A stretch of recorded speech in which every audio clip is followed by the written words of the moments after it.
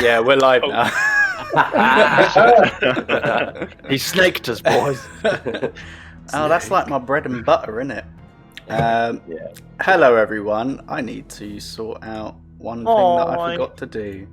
But how are you all? Welcome to this live recording of our podcast, Dungeons, Dice and Dudes, Remorous Campaign, episode 15, but session... I feel like I should just give up on saying what session it is, because it just confuses everybody. I don't know there were sessions before one. It's fine. Yeah. I mean, it makes sense in terms of, like, giving them a context for, like, how much they've missed. Yeah, because I guess if anyone starts from episode 1, and then we start like, oh yeah, no, this is episode 1, they're like, where the fuck is all this context and backstory come from? Like, did these guys read a book before? Well, we still need to work on those, like, little character bios, because that will certainly help. Well, I feel like I'm kind of responsible for the hold up of that because I just kept dying. So right, that's true. Me recording a new one every week. I want to make one just yet, just in case. This could be the week. Yeah. That's a good point. I'm confident. I've this is what, third, fourth session with Owen, so this might be records. Yeah, but we've said it live on Twitch now, so we kind of have to do it. Yeah. Okay. Sorry, committed us to it. Anyway, welcome everybody. Welcome back. So, just as a quick little thing, we are recording this live, so obviously, duh. But look, I've been rumbled, all right. Rumbled. But this might be the first time that you're seeing this, and so you're like, what, episode 15, this is bullshit. I want to see this from the get-go. I want to see how this all happens. I want to see what's going on. Now, some people, they might want to do that in a more auditory way. Si, you look like a guy that knows sound. It's the glasses. It's the smell. It's like the visual things aren't your forte due to genetic reasons or personal choice. You may want to catch up on episodes that you have previously missed via the wonderful world of podcasting. And to do that, search for Dungeons, Dice and Dudes on the following. We are on Anchor FM, Breaker, Google Podcasts, Apple Podcasts, Overcast, Radio Public, and Spotify. None of those are made up. And please enjoy yourself when you're there. Mate, that was solid work. Sound profesh as ever. Do you have a script? No, it's just the list in front of me. Mate, it's all riffing, mate. Profesh. But as he stated, that's just for you auditory people. Maybe you're more of a visual learner and intaker. George. Yes. Could you explain that so that I can stop talking? Of course I can. If you are more of the visual observer of our fantastic Remorous campaign of Dungeons, Dice and Dudes, then just search Dungeons, Dice and Dudes on YouTube, the platform famous for its first ever video, Me at the Zoo, uploaded on April 23rd, 2005. And that's where you'll also find our content. So search Dungeons, Dice and Dudes on YouTube. Our entire back catalogue is there, along with some of our trailer content. So, if you prefer watching, go for it. Magnificent. Insert, Psy, future Psy, insert magnificent from Benicio del Toro. Please do not encourage me to add sound bites, because that's what the podcast is going to end up being. But let's just say that none of that, like, you're sat there, you're watching this, you're like, do you know what? Yeah, I've seen hundreds of people play D&D. I want to listen to a man that is regal just break it all down. We're talking mechanics. We're talking, philosophies of D&D. Just break it all down whilst talking to someone else about it. Daniel, I think you might be able to enlighten us. I might, and firstly, I'm flattered. Never once before in my life have I been referred to as regal, so I will take that in the memory banks, so I can think of it as I drift off to sleep every night. I have a podcast called Thinking Critically. You can find me on thinkingcritically.co.uk, where we take a single word or topic and discuss what it means in the D&D and wider TTRPG framework. Season 2 is just about to commence on the 30th of this month with law, a very interesting one, because I don't know anything about any law, so it was very educational. That's hard. See, even that just sounded regal, like very authoritative. Maybe it's the mustache. Yeah, I was going to say, anything that comes out of your mouth, that mustache, is just lined with a silverness of just gloriousness, I need like a smoking jacket or something. You do, and a pipe. Right, I'll hit up Wish. Perfect. Well, I think that covers everything. So let's just get straight into it. We've started a little bit later, as always, because we're just a bunch of slapdicks, like just doing some locker room talk. Slapdick. We don't actually. No. I just feel like I need to clarify that. No locker room talk. We're not in locker rooms, so we can't, even if we wanted to. No, it's true. Oh, no, if you forgot the bloody socials. There you go. See, I'm keeping you on your toes, mate. Oh, there he is. Completely deliberate. Completely deliberate. Yeah. I think it's because I go to you before I go to Danilo, and so it's messed me. You messed up your orders, yeah. Should have rolled for initiative first, right? Maybe next time. Let's get meta with it. Real quick. If you want to follow us on Twitter, you can on Dungeons_Dudes, where we'll post kind of stuff about what's going on, where the trailers are at, that kind of stuff, and then interact with you guys too. And if you want to see some photos of like live recording, or when we do kind of get back to each other in the real, there'll be like behind the scenes stuff. Hopefully, be happening on there. So you can follow us on Instagram as well, which is just Dungeons Dice and Dudes. And if you want pictures of my feet, just sign up to my OnlyFans, Briggsy's Bulge. Just all one word. No. If you're too embarrassed to do that, DM me, and I've got a different stash that I can send you. Right. Sorry, my drink's just leaked as well. Guys, get fucking new bottles, Jesus. I'm going to. But you know what I'm going to do first? In the last session... I thought it was Monster Energy drink coming at me. Nah. That comes later. In the last session, the group had just finished slaying a pack of seemingly organised gnolls that had attacked a circus troupe on their way to Monolom. Though thankful, there was a little bit of friction between the ringmaster, Randolph Buffkin, and the group. They found that the head gnoll was in possession of a crystal-like substance that was imbued in its staff. That seemed to be the same as the ones that was used in the original Luxem attack. Regardless, the group kind of put that to one side and decided to keep persevering onwards towards Monilon with the troop.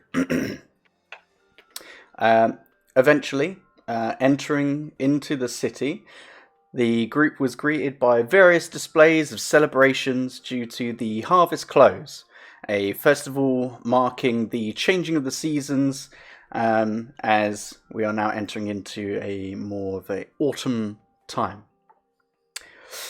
Getting themselves situated, they found out about a upcoming tournament in the city's arena, made some inquiries about Ulrich undertaking tutelage from a blacksmith who is said to have been a crafter of weapons for one of the Scions of Light, and attempted to find out what the source of Ulrich's what was it? Tummy hums. Tummy hums.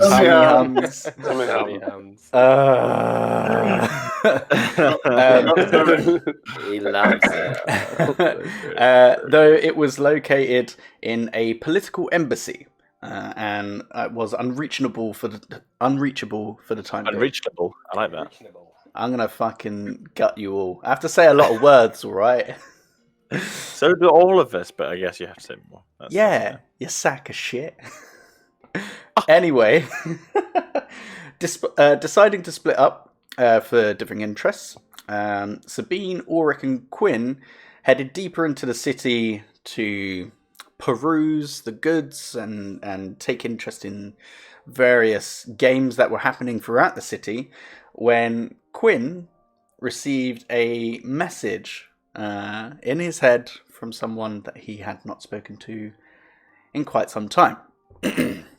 And that is where we pick up. So I just imagine Danilo just been like, a presence I haven't felt since. I'm just wandering off. So currently, my camera's too wide angle. Currently, Quinn is flanking Sabine and Ulrich, with you two being slightly ahead. So you would not have noticed this. And so, yeah, that's... do you need me to recap what was mentioned? Yes, please. Yep. I think for the benefit of everybody else, I, of course, remember. I mean... Yeah, I remember also. Sorry, I had to put you on the spot there. No. The gist of it was...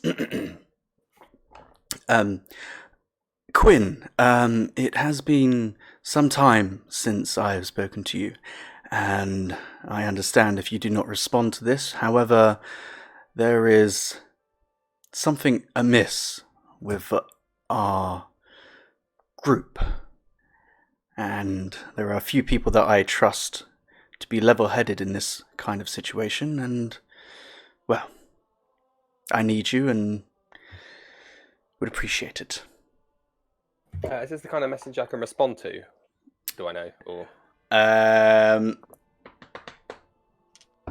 I need to double check.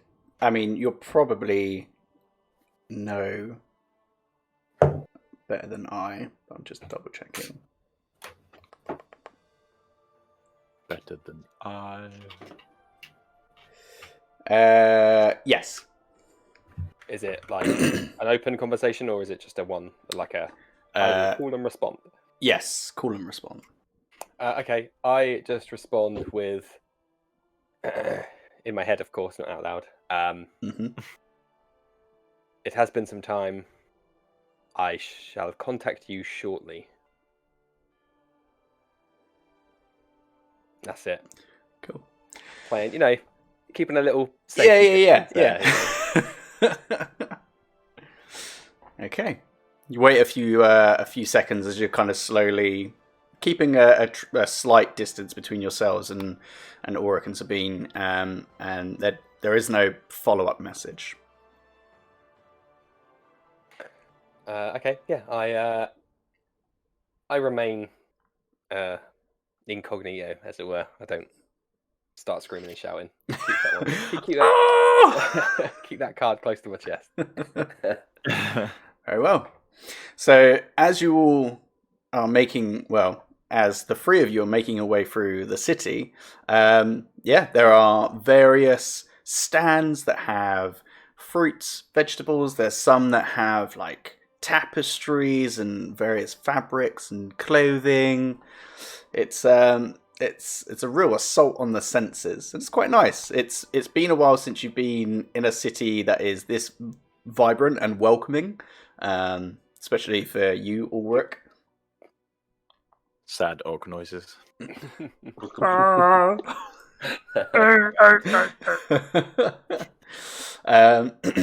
So yeah, what are you up to? What are you doing? Can't remember. Did Ulrich explain to us what had been said with the blacksmith?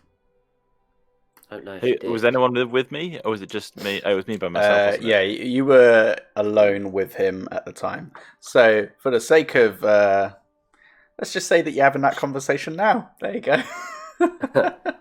Fucking seamless. So what did your guy say? Well, basically, right. He said he'd teach me if we won, the tournament that we've been hearing about for, everywhere we go. Everyone's like all jazzed up for it and like ready to go, wanting to, fucking.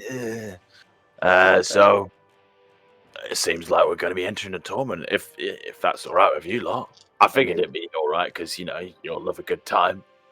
Yeah, we always love a good time. I'm okay with that. What about you, Quinn? How do you feel about that? Actively uncomfortable with that proposition. That's a good point. I didn't think about, your sense. Wait. Sensitivities. For like in character, he is a little bit like, you can't tell that something's happened, but I am a little bit like distracted, I think is probably the best way to put it. So I'm just a little bit off my game. Out of character again, didn't we decide that like we had to go to the embassy or something? That was the where the real hum was coming from. So the real hum was coming from the embassy. So you had followed Ulrich's tummy hum. Say it. To a political embassy, which was, you had to have forms to get inside. It had like a gated area around it, but you decided not to explore too much, and then went to the blacksmith. The blacksmith, there was no tummy hum. So yeah. I think we were gonna give it till the following day, see if the tummy hum took you back to the embassy, and then kind of recce it from there, and then go forwards with trying to figure a way in. We were trying to see if the tummy hums moved around or not. Yeah. It's canon now, so It is. Just It's in universe. Pop your seatbelt hum. Oh God, didn't it? Don't let Nathan see that. Right. He'll kill you. I don't know, if you want permanent disadvantage for the rest of your life. That's a small price to pay for such witty banter. You rap hard. Just seen it, yeah. That's magnificent. Well, look, Quinn, I know it's not going to be easy for any of us. It'll be tough, but there's nothing that a good bit of preparation can't help, and maybe we should start preparing for this thing. Maybe there's some things we could get, some items. Some might help preparation us. H. It feels good on the whole. Let us have this discourse with the rest of the group. Obviously, their decision is just as important as my own. So why don't we wait until? Why are we going off course? What are you on about? Well, there's only the three of us here at the moment, right? Yeah, Yep. but you said discourse. Like, why we're not on a course? Like, are you okay? Is there? If you got tummy hums as well, is it just not just me? No, that is all yours. That is your cross to bear. It is a burden. Why don't we have a chat with the rest of the guys once we're all together? That would be lovely. I'd like that. Has Owen already disappeared off to the temples and that? Yeah, he's going to be a religious boy. Okay. Should we... Character voice. So, do we want to keep shopping, or should we head back and see how Ulysses is getting on? He's having a nap, isn't he? Yeah, he is. Well, actually, I don't have much to do in town, so perhaps I'll volunteer to go back and check in on him. What? Did we want to start getting prepared for this tournament? Then is that? Who's got the No, money? we'll wait until everybody has agreed before we start making potentially unnecessary preparations. Thank you, other DM. That is completely Quinn. That it is. I hope one of the other two also don't want to do it. Yeah, but then I'll charm you, obviously, with my charming face. And murderous sensibilities. All right, I can head back to the. Well, I think we should all go, shouldn't we? Yeah. Sansa Wayne. Cool. Oh, Okay. Where is it? He knows where to find you. I think. Let's put a tracker on you lot. Yeah. So the three of you press forwards, walking past the gardens, and even as you're walking past, you can still see this incredibly imposing stadium, like Colosseum-like structure, which is it's awe-inspiring, really. And there is quite a lot of religious iconography everywhere. You've got various statues to Cord, kind of dotted throughout, which is quite refreshing, given that in Luxem it was a lot more kind of authoritarian, of like, it is just these, anything else is a no-go. It certainly seems a lot more liberal, not to get political. As you are walking past gardens, Sabine in particular, you can see just off kind of in the middle of this kind of big massive garden area, there's like there's various hedges, and there seems to be like a maze as well, but there is like a big stretch of just empty space, and you can see that the circus is kind of, they look like they're starting to unpack and starting to set up. I'll just say, shall we go and say hello to our friends? Randolph? Oh, well remembered. Yes. I did say it like 5 minutes ago. There you go. No, that's lies right there. Shall we go and from last time? Should we go and say hello to Randolph and check in and see how they're doing? I couldn't hurt, I guess. Cool. Let's do it. Go say hi. Cool. So you kind of take a little bit of an arc heading back towards the inn. And as you're approaching, you can see that they've got various implements set up. You can see that there seems to be a pole that they're erecting. There is... you can see that Iron Mane is like bringing out what looks to be a long beam that has a series of seats kind of attached to either side of it. And you can just see that there's a hive of activity as there's various people kind of working to get this up and running. Could you say that there's a hum of activity? No.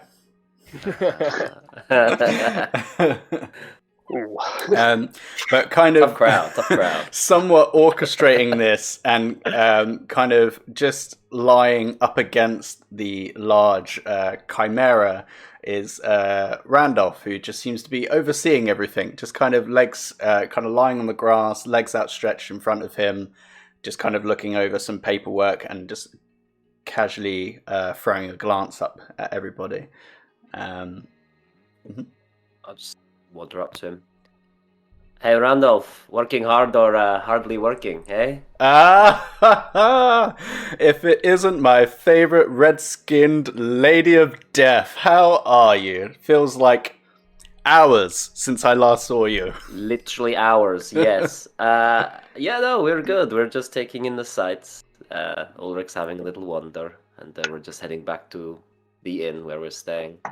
How's this all going now you're setting up? Is it all coming along nicely with less, unfortunately, manpower? Yes, it's taking a little bit longer, I'm not going to lie, but, you know, that's kind of part and parcel of death. Kind of slows you down a little bit.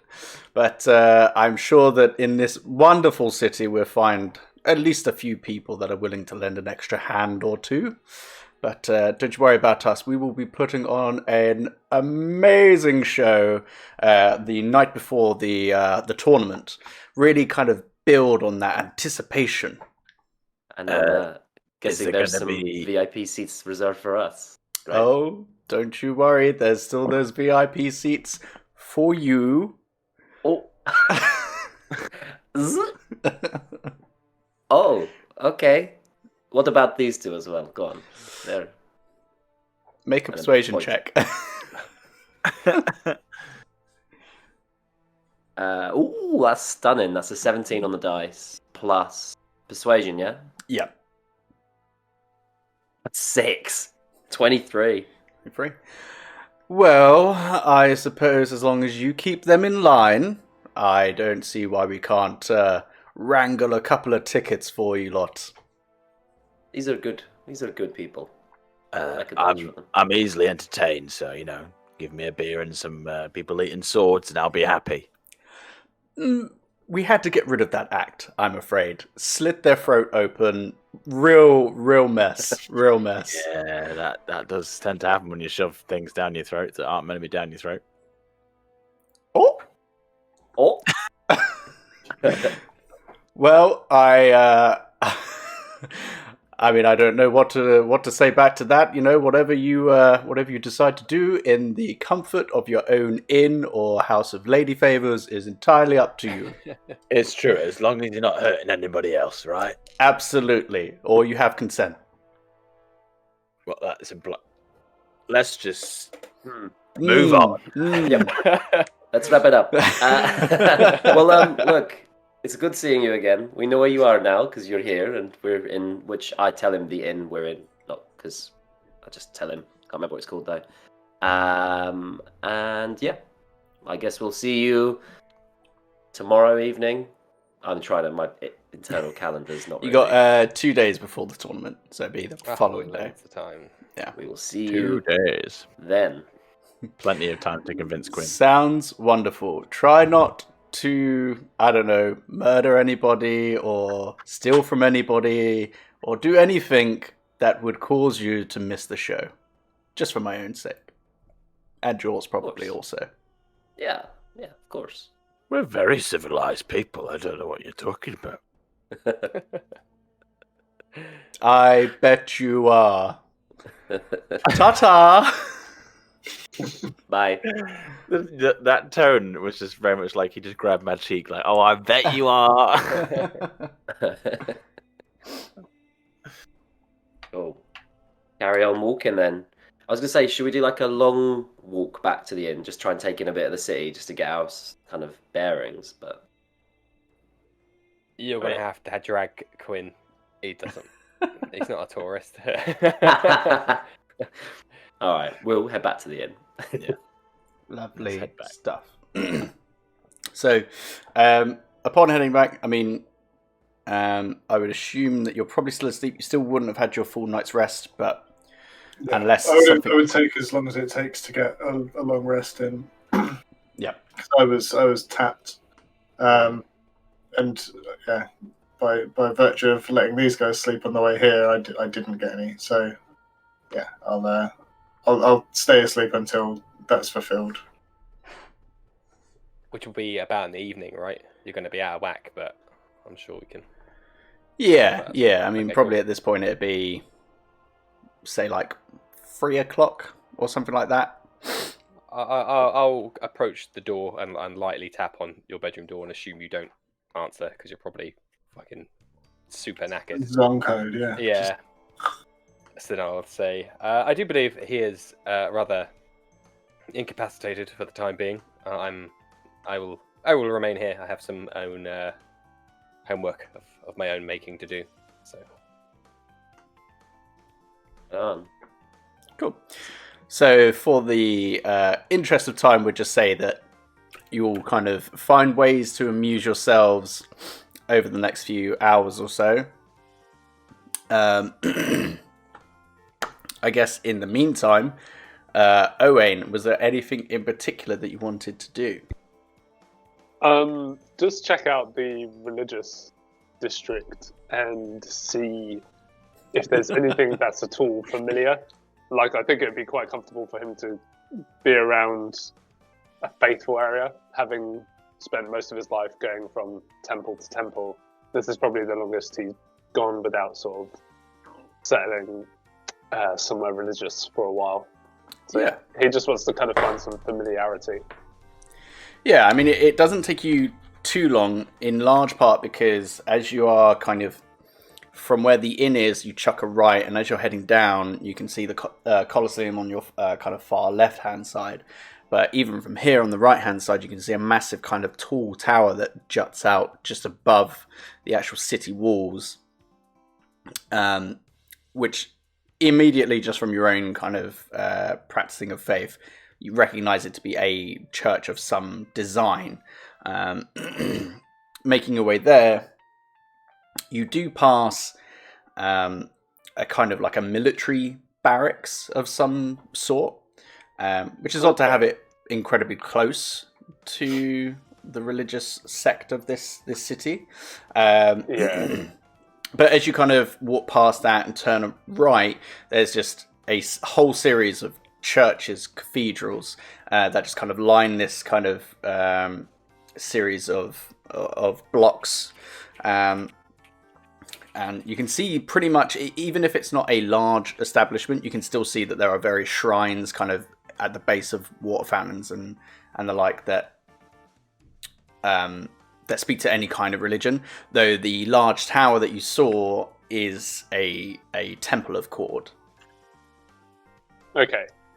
I'll just kind of spend that time kind of checking out what faiths are being celebrated in the local area, but more importantly, just try and find something resembling either Seldarine or Sayanine herself. Yeah. Make an investigation check for me. Mm-hmm.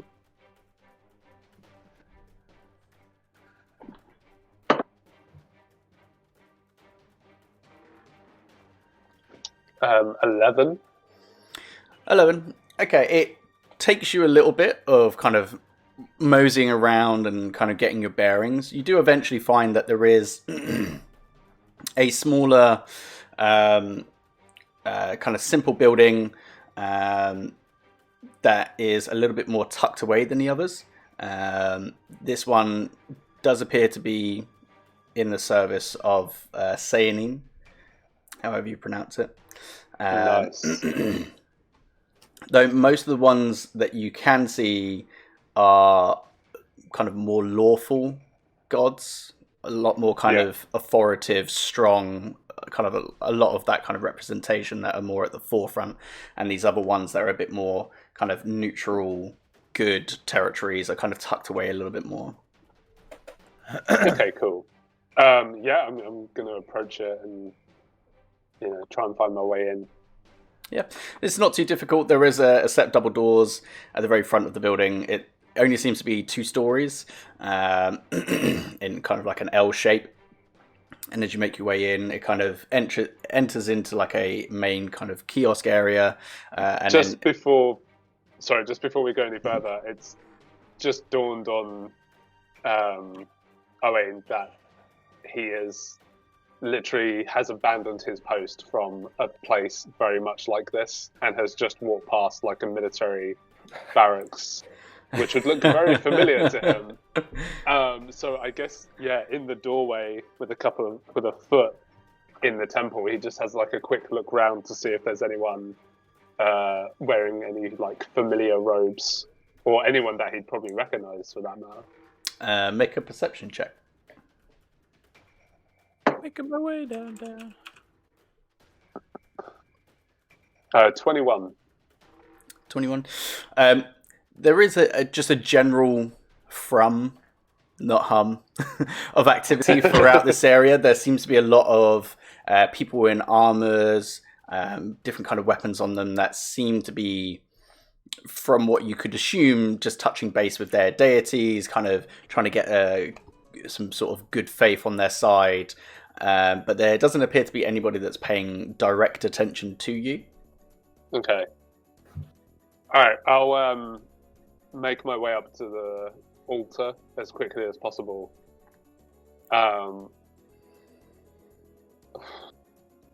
this will be the first time Owain's kind of asking Sayanine or trying to speak to her directly, because normally it was general prayer. He's never asked for anything back, but this is him kind of like going full out. I'm doing everything that I now do in the motion of prayer, clutching his amulet, being like, everything I do from this point on is to appease you. Please help guide me so that in another life we can be together. And he just like starts emptying all his pockets. So all this stuff. There are other people in here, and there is a gentleman, because you're just kind of speaking out loud in prayer. Well, I'd like to think quite muted. Okay. He has bad social skills, but he's not that bad.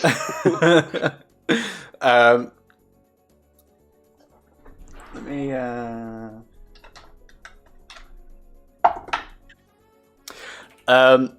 Yeah, so there's a few people in here.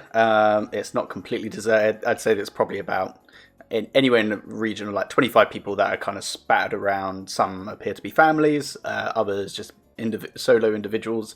There is a gentleman who's about 2 rows ahead of you who kind of swept back, black hair, relatively plain clothing, though he does seem there's a bit of a silk kind of texture to his clothes, so could speak to some level of authority or wealth. But you can't help but notice him kind of like cock his head backwards a little and then like look forwards again. Around about the same time that you're saying about being with Sayanine in another life. Yeah, that doesn't. Owain wouldn't register that as he's looking at me because he's being weird. It's more of just like, oh fuck, he might recognize me. So as soon as he's done, I kind of want to take a quick scan of the room, just to kind of make note of the faces that are in there and see if anyone has turned their attention towards me. Sure, make another perception check. 17. Other than the gentleman a couple of rows ahead of you, everybody else seems more or less kind of very much into what they're doing. They don't seem to have given you too much notice. Having someone come in, sit down, and start praying is not it's not a weird thing to see. For most people in here, they don't even really acknowledge that you've entered. Okay. And then I'm just going to leave with the intention of making my way back to the tavern. Cool. So you proceed to exit. Then, despite it being the first time that you've officially entered into a sanctuary of sorts like this, there is something comforting around being around other people that share a faith similar to yourself. It's one thing to be traveling with someone who is a practitioner of faith. It's a completely different thing to be around people that share that same faith as you. It's just comforting. He feels very warm, but it could be the dynamite stick in his cloak.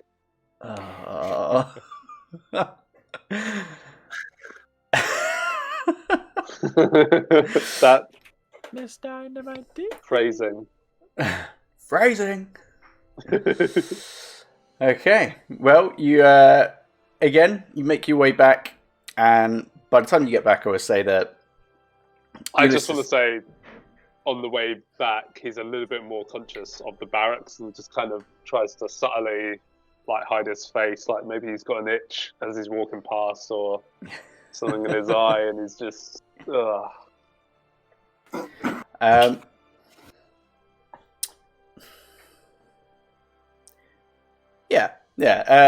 nobody really seems to pay you too much mind. You do see that there is, as you're kind of making your way up this kind of main strip from Cord, the Temple of Cord, towards these barracks. There does seem to be like a bit of a flow from the Temple of Cord to these barracks. So you can assume that there's some sort of like a tie between the two of them. But until you start like kind of hiding your face, is the only time that anybody kind of like looks at you, not in like a suspicious way, but more of just a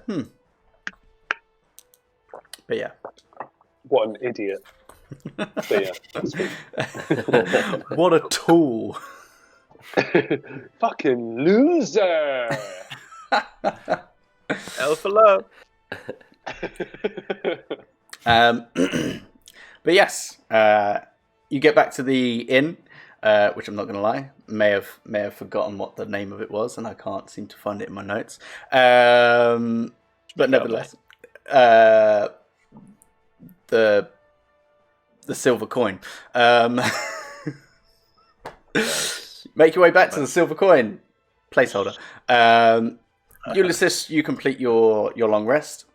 Lovely. And the rest of you, unless there was anything that you wanted to do in the course of those 3-4 hours, because you have been on the road for quite some time. It's been like 5 days, 6 days at this point. So yeah, if there's anything that you want to do RP wise, feel free to. Otherwise, we will continue. The first thing I'd want to do upon waking up, fully aware that it's mid-afternoon, is go downstairs and get a pint and a pie. Oh, fucking lad. Hey. One of the boys. Bebs with the boys. What a Hair of I don't even know if they're back. Like, it doesn't even register. It's just like, oh, I need to eat. I need to eat. So yeah, head downstairs, go to the bar, pint of ale, pie, sit down, and just begin having at it. At this point, it is quieter than when you first entered, and it doesn't take too long before your food is served up. Where is that gone? Fuck it. We'll say that's like 5 silver. Not a problem. But yeah, in you coming downstairs, most of you probably would have heard the shifting of heavy metals making their way downstairs.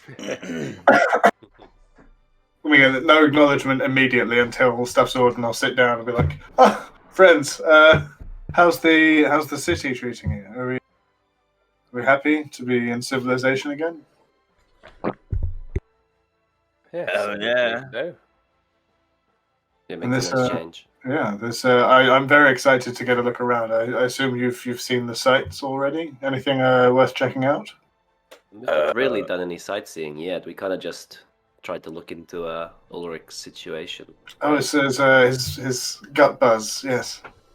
Yeah. Gut buzz. Again, another good describing phrase for whatever this is. But no, we've made some progress actually on some of the things I wanted to do when we came here.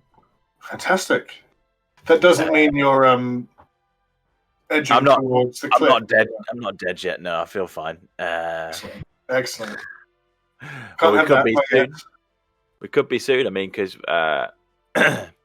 what I was proposing we do is enter the tournament. What a splendid idea! Yes. Do we know what, who or what we're fighting?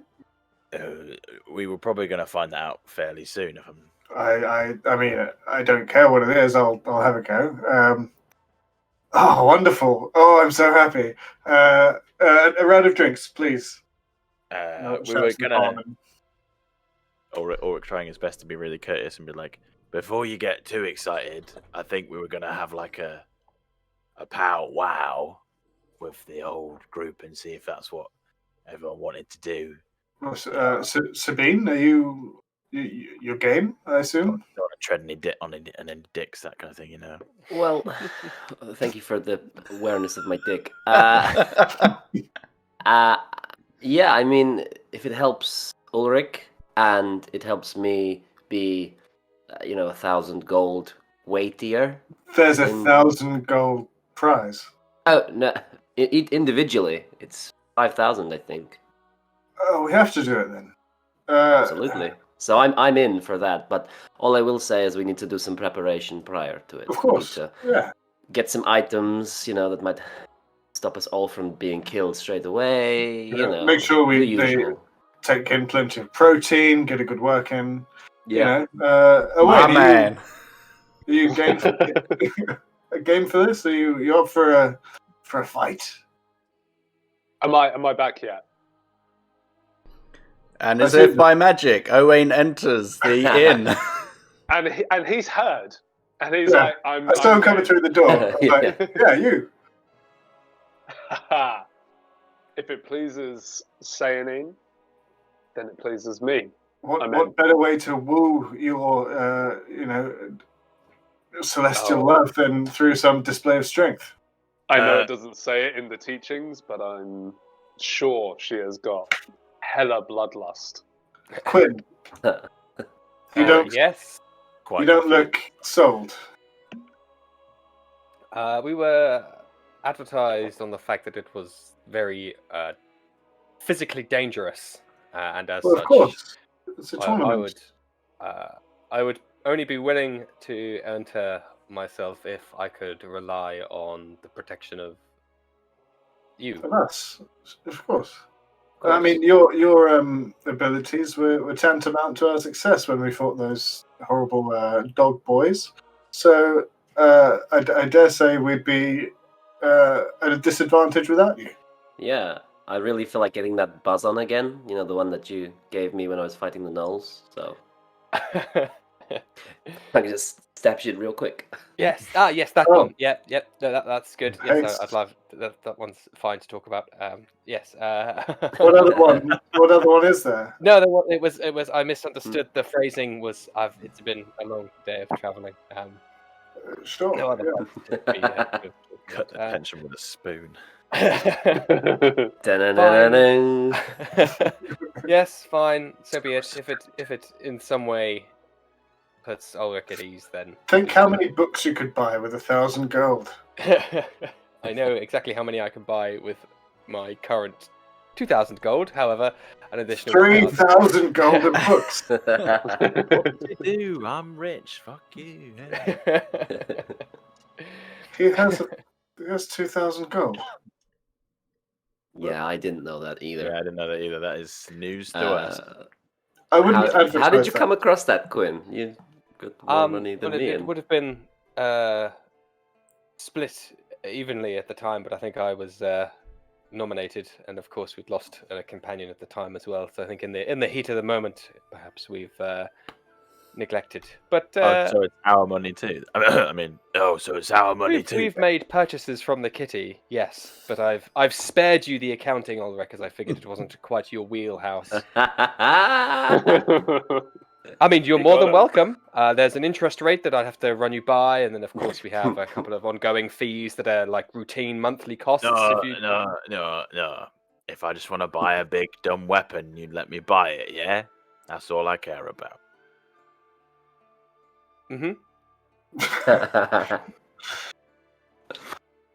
So yeah, I think we're all in then, yeah? We're all in. When is it? How many rounds? 2 days' time? Not a clue. Okay, well that should be on the docket. We should find that out. I reckon it was like a pamphlet or a leaflet or some kind of paper. Surely someone around here must know what they fought last year as well. That would be of use. An idea of what we're up against. Yeah, I'm sure there'd be people that would tell us the tales of the previous encounter. Yeah, bards and the like. They love singing about that kind of stuff. Tales of bravery and glory. Sounds fucking fantastic. Oh, yes. Well, then maybe that'll be a job for tomorrow then for us to do some reconnaissance. Certainly. What time is it? What time is it, DM? Probably like 3-4 o'clock. Okay. Perhaps tonight, actually. In which case? Well, perhaps, yeah. I mean, there's a couple of bits I wanted to get. You wanted to accompany me to the temple. Is that still the case? It is. Thank you for remembering. No, of course. I mean, I would enjoy that very much. I would head there this evening if you have no other plans. It's a date. Are you just trying to get with everyone in the party? Across the table at you, like, That's bingo, please. get your hands off my man. Ulrich's only into giants. I'm really sorry, mate. You would destroy Quinn, so that's fine. Big old green dick. Also, Owen's a Verge, so him and Quinn are just incompatible. It'd be very awkward. Owen would be so lucky. Ah. I love how the fucking Nintendo Mii music has come on as we're talking about. I would also probably ask Owen, where have you been? What have you been up to? Oh, I just had to, I had to check in. Yeah. Oh, with the sisters. Just The one sister. just one of them. Yeah. The other ones are sort of there, but yeah. No, luckily I managed to find a temple. Don't worry, I was very discreet. That's good. And You didn't see a temple of Cord on the way, by any chance? well, from the looks of things, Cord is highly celebrated in this city, and I was blown away and impressed by the size of. I mean, it may be even bigger than any temple I've seen. I mean, it would make Absolutely sense. stunning. He is the he's the guy. You know, he's. I'm more into the girl, so. Okay. I'm happy you found a temple for your smaller god, and that my god has a big, large building. But It's not the size of the temple. It's the prayer that you say in the temple. But more people pray in a bigger building. Yeah, I wouldn't want to. Quite a lot of people, though, isn't it? Great, yeah. That's what you want with a deity, right? You want as many. I don't get it. It's fine. I'm probably too stupid. No disrespect. It's always nice to meet someone who believes in something, and side-eyes Quinn as he says that. As I look back, I want to see if Seonine's name is tattooed anywhere on Owain's body, like around the neck. Tramp stamp. Can't see much. No, otherwise, he does not respond. I don't. Are you saying you never saw Owen's eyebrow tattoo?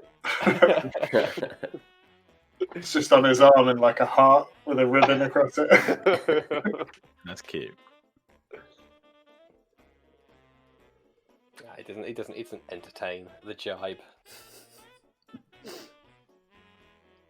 So, we're thinking going for a little wander around the temples this evening. Well, it's certainly something I need to do, and I know Quinn was quite keen to accompany me. You're welcome to join if you wish. Wait. Did we agree on doing the tournament or not? Yes. Yeah. Absolutely. I wouldn't hear any other. Of course, we're doing it. Sorry, I forgot. I was off a my own head. Do apologise. We should probably pay the fee to get bought into it then. How much is that? 100 gold, I think. Yeah, Okay. you're right. Yeah. He's eating a burger. Oh. Yeah, Ulysses, if you could be so kind as to let me know when you're going back to the temple. I don't want to kind of leave it too long between. Well, we're heading there after eating, I imagine. Yeah. So she's probably expecting me to drop by around about that time. So yeah, that works for us.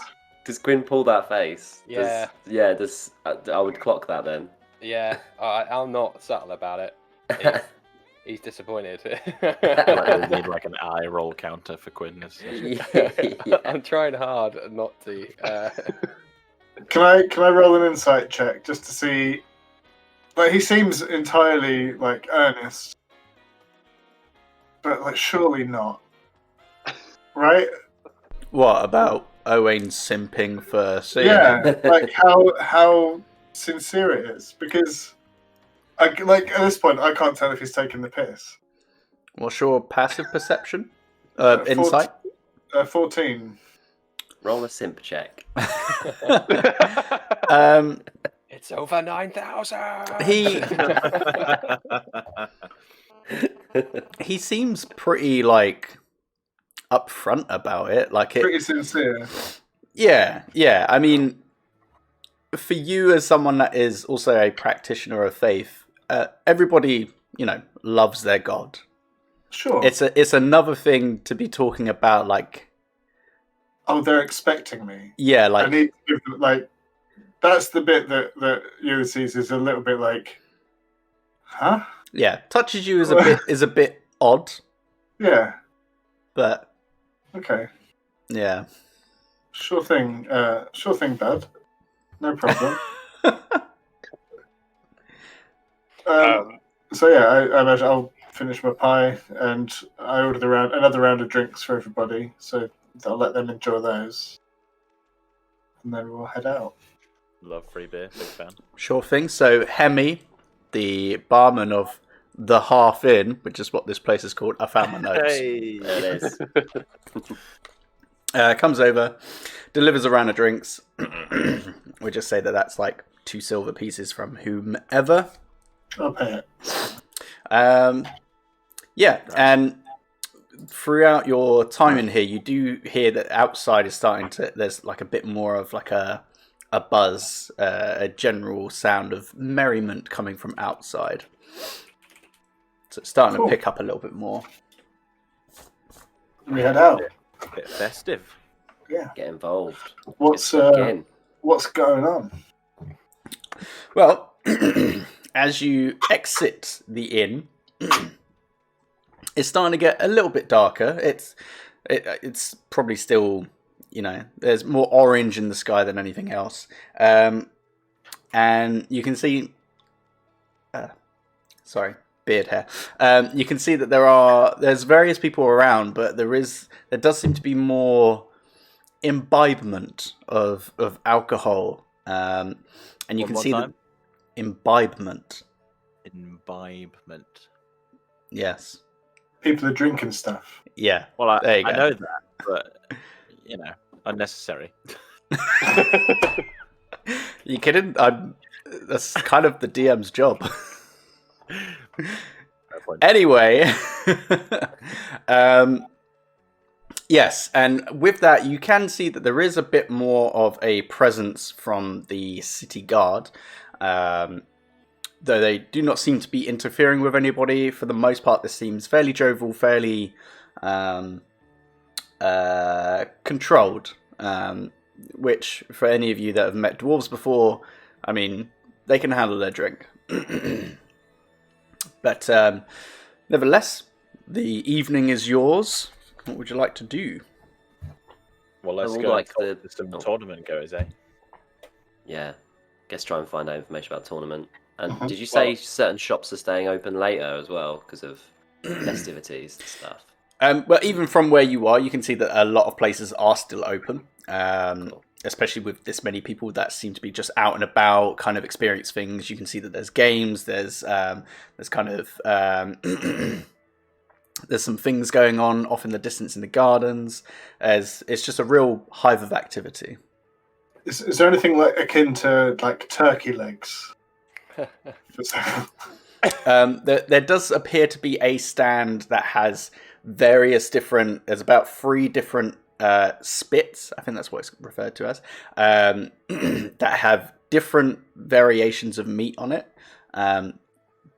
They look like what you think a turkey leg would be. Yeah, I'd like one of those wrapped in bacon, if that's possible. The dwarf that's kind of actually up on like a couple of steps so that he's not completely disappeared behind the counter just says, "Oh, I like what you're about, mate," and he proceeds to wrap what isn't actually a turkey's leg; it's actually a goat's leg. So it's possibly about the length of your forearm and hand. That sounds absolutely perfect. Get some bacon, and he kind of smothers the outside of the leg with like a glaze of some sort, and then just sticks the bacon to it, and then just hands that over. It's like, that's close enough. Oh, that sounds perfect. If anyone else wants one of these, you can call it an Armstrong. That's me. But coins. How much for that? That'd be 2 silver for that. Not a problem. Here you are, friend. Thank you very much. Owen witnesses this transaction and, of course, just copies what Ulysses does. So he's going to buy one as well. This guy. Are you walking behind him, like, trying to match his gait? Taking notes. I'm not saying no. I'll give him a clap on the back and just be like, and like kind of like cheers the big meat stick. He because he's so awkward, when you try and like cheers it, like he just thinks you're like shaking it, so he just like shakes it and is like, yeah, we're eating these. Oh, I can see that so hard in my head. Hurting my imagination. He just kind of like gives him like another little pat on the shoulder. It's like, okay, yeah. You're really trying. That's it. Yeah. Banging gods and waving around goat's legs. But yeah, I'll enjoy that on the walk. Just ripping chunks off. Cool. Any stands selling wine by the barrel or? Make an investigation check. Sounds good to me. Not top. That's a 6 plus. What the fuck is it? 12. In total. Okay. As you're kind of perusing through the town, which it is pretty busy, so it is kind of hard to see exactly what each stand is selling without kind of directly walking up to each one and checking it out and all that sort of stuff. Eventually you do find a kind of circular booth, as it were, that is seems to be ran by a halfling who just has these various like bags hung up on like a rack, and it's just got tubes running from each one. Looks like it could be wine. I just wander over and just approach the halfling and be like, "Good evening. How are you?" It's a pretty steady night. There's not a lot of wine drinkers around here. Well, let me tell you, you've just met one. My name's Sabine. Nice to meet you. Okay, hello. Surprised me so much. Thank you. So these are sacks of wine? Yeah. There isn't really a vineyard around here or anything like that, so, you got to do what you got to do to get what you got. Yeah. What a year, dare I ask? Well, I think the oldest batch I've got is it's probably about a month old. It's nice. It's I'm not gonna lie, bit bitter. Yeah. Does it break it, like, have you broken them down into categories? Is there like any rosé wine, or is it just yeah, wine? and as he kind of like gestures towards them, you can see We've that there got is red or white. there's like there's a deep red, there's like a kind of pinky coloured, which does have like bits floating in it. There's a white there's a white that has like a skin to the top of the bag. And then there's just a jet black one.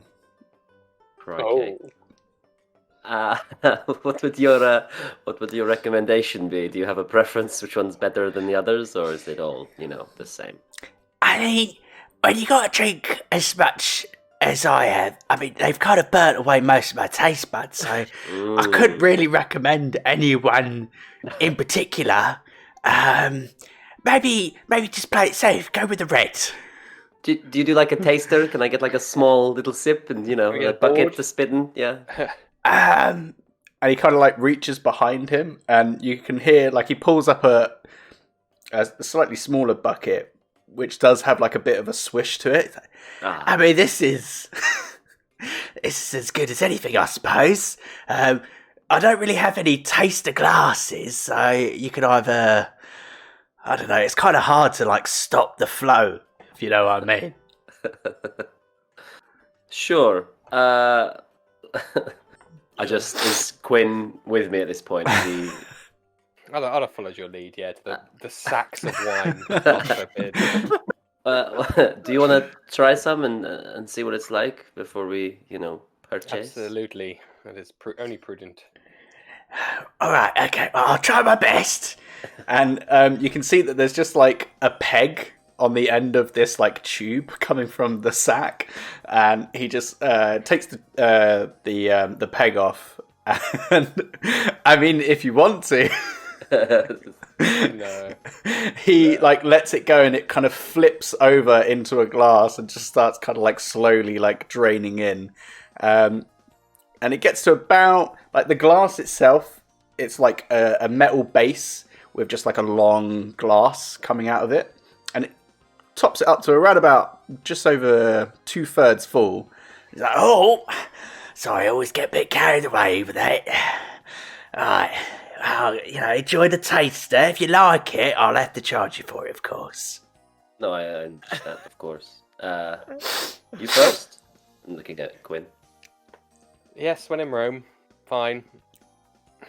And I will try some. And I imagine it's going to be disgusting. Is that correct, Nathan? It's okay.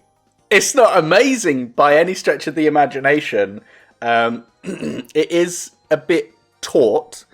Like you drink it, it's nice. You can taste the berries in there, and then there's like a sharp kick at the very end as it's going down. You're like, I don't want to know what that is, but it's okay. I look at Sabine and just say, we'll take the entire sack. Oh, no way. I'm shocked. Old Ollie over here is not going to be happy about that. And you can see that whilst you've been conversing with him, just face down, like greasy black hair, like dredged over their face, and on the bar is just someone that's like completely gone. Yeah, absolutely. That's going to be free gold for the bag. Stuff is hard to make. I've got to step on it all, with my feet. Ah. It's all part of the process. She puts her head in her hands, and she's just like, I didn't need to hear that. The secret ingredient is toenails. So he rolls up the tube, clips it off, and then just like unhooks the bag, and it's literally like an IV bag. Yeah. just kind of like hands it over to you. I want to rig it up on Ulrich's back. So we can walk behind him and just suckle. Like, every so often. I'm literally like your little camelback. Yeah. Perfect. Well, thank you very much for your commerce. And you say you make it yourself? I mean, not many people really like wine around here, so you kind of got to just do it yourself, That's what my dad always said to me. You just got to do it yourself. Well, I'm very glad the city has a man of culture like yourself to create wine for the masses. Far too kind, you are. Got a real good soul about you, I can tell. She just walks off. Oh my god. Stunning. So, I would assume that you are... Well, where are you heading? You said that you're looking for information around the tournament. We probably want to sign up as soon as possible, really. Get our names down. I guess we head to the Colosseum. Oh, on the journey, we should probably have the discussion of a team name, because we have multiple team names. I thought Quinn had one for you lot. So did Sabine. I think Ulysses got one as well. I think aren't we the tummy hums or something for today's purposes? I thought that was literally it. All right. Cool. Or do No, I mean, that went easier than I expected. Cool. The debate rages on. We can't be the tummy hums because People underestimate us. It's perfect. Yes, maybe the right. underdogs. All right. Or we could go with gut buzz. Gut buzz. Yeah, The death rattles. with death rattles. Death I rattles. like Death that. I rattles. like That's good, that. I Yeah, like that's that. pretty cool. The death rattles. All right. Then, We need to- if we need this to find fails, some we maracas. could go for our Mexican punk band. It's settled then. So the death rattles. The death rattles. Si, thanks for that. That was you last session that said death rattle. So Oh, was it? yeah. I would have just gone with Cinco de Sayanin. As you guys are discussing this, Owen is just why they not talking about Sayanin or their gods? Why aren't you trying to appease her? I really want. He's Go on. he just can't say anything because he's not there. I want you to be in half an hour in game. Be like, what about saying these? Hang on, what?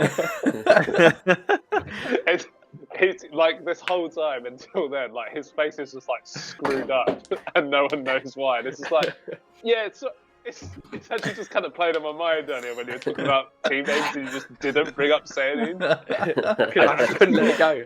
Yeah, I just want to know what that's about. That's funny. Cool. All Sign right. up then. Save that for half an hour. Yeah, we'll shelve that. Yeah, We'll shelve yeah. that. We'll revisit yeah, that. Yeah. We'll park that. Cool. So you progress towards the Colosseum, and as you're kind of getting closer to it, it is massive. It's insanely large. There are various kind of stone pillars that kind of stretch up a good 20 feet into the air, and even that is just on the second level. This thing is huge.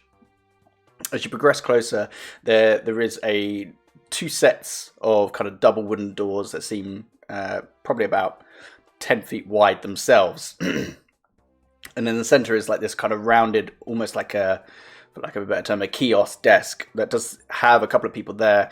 And you can see that one of them seems to be having an argument with a group of some sort, whilst the other one is just kind of lackadaisically staring off at the kind of the oranges and the purples in the skies.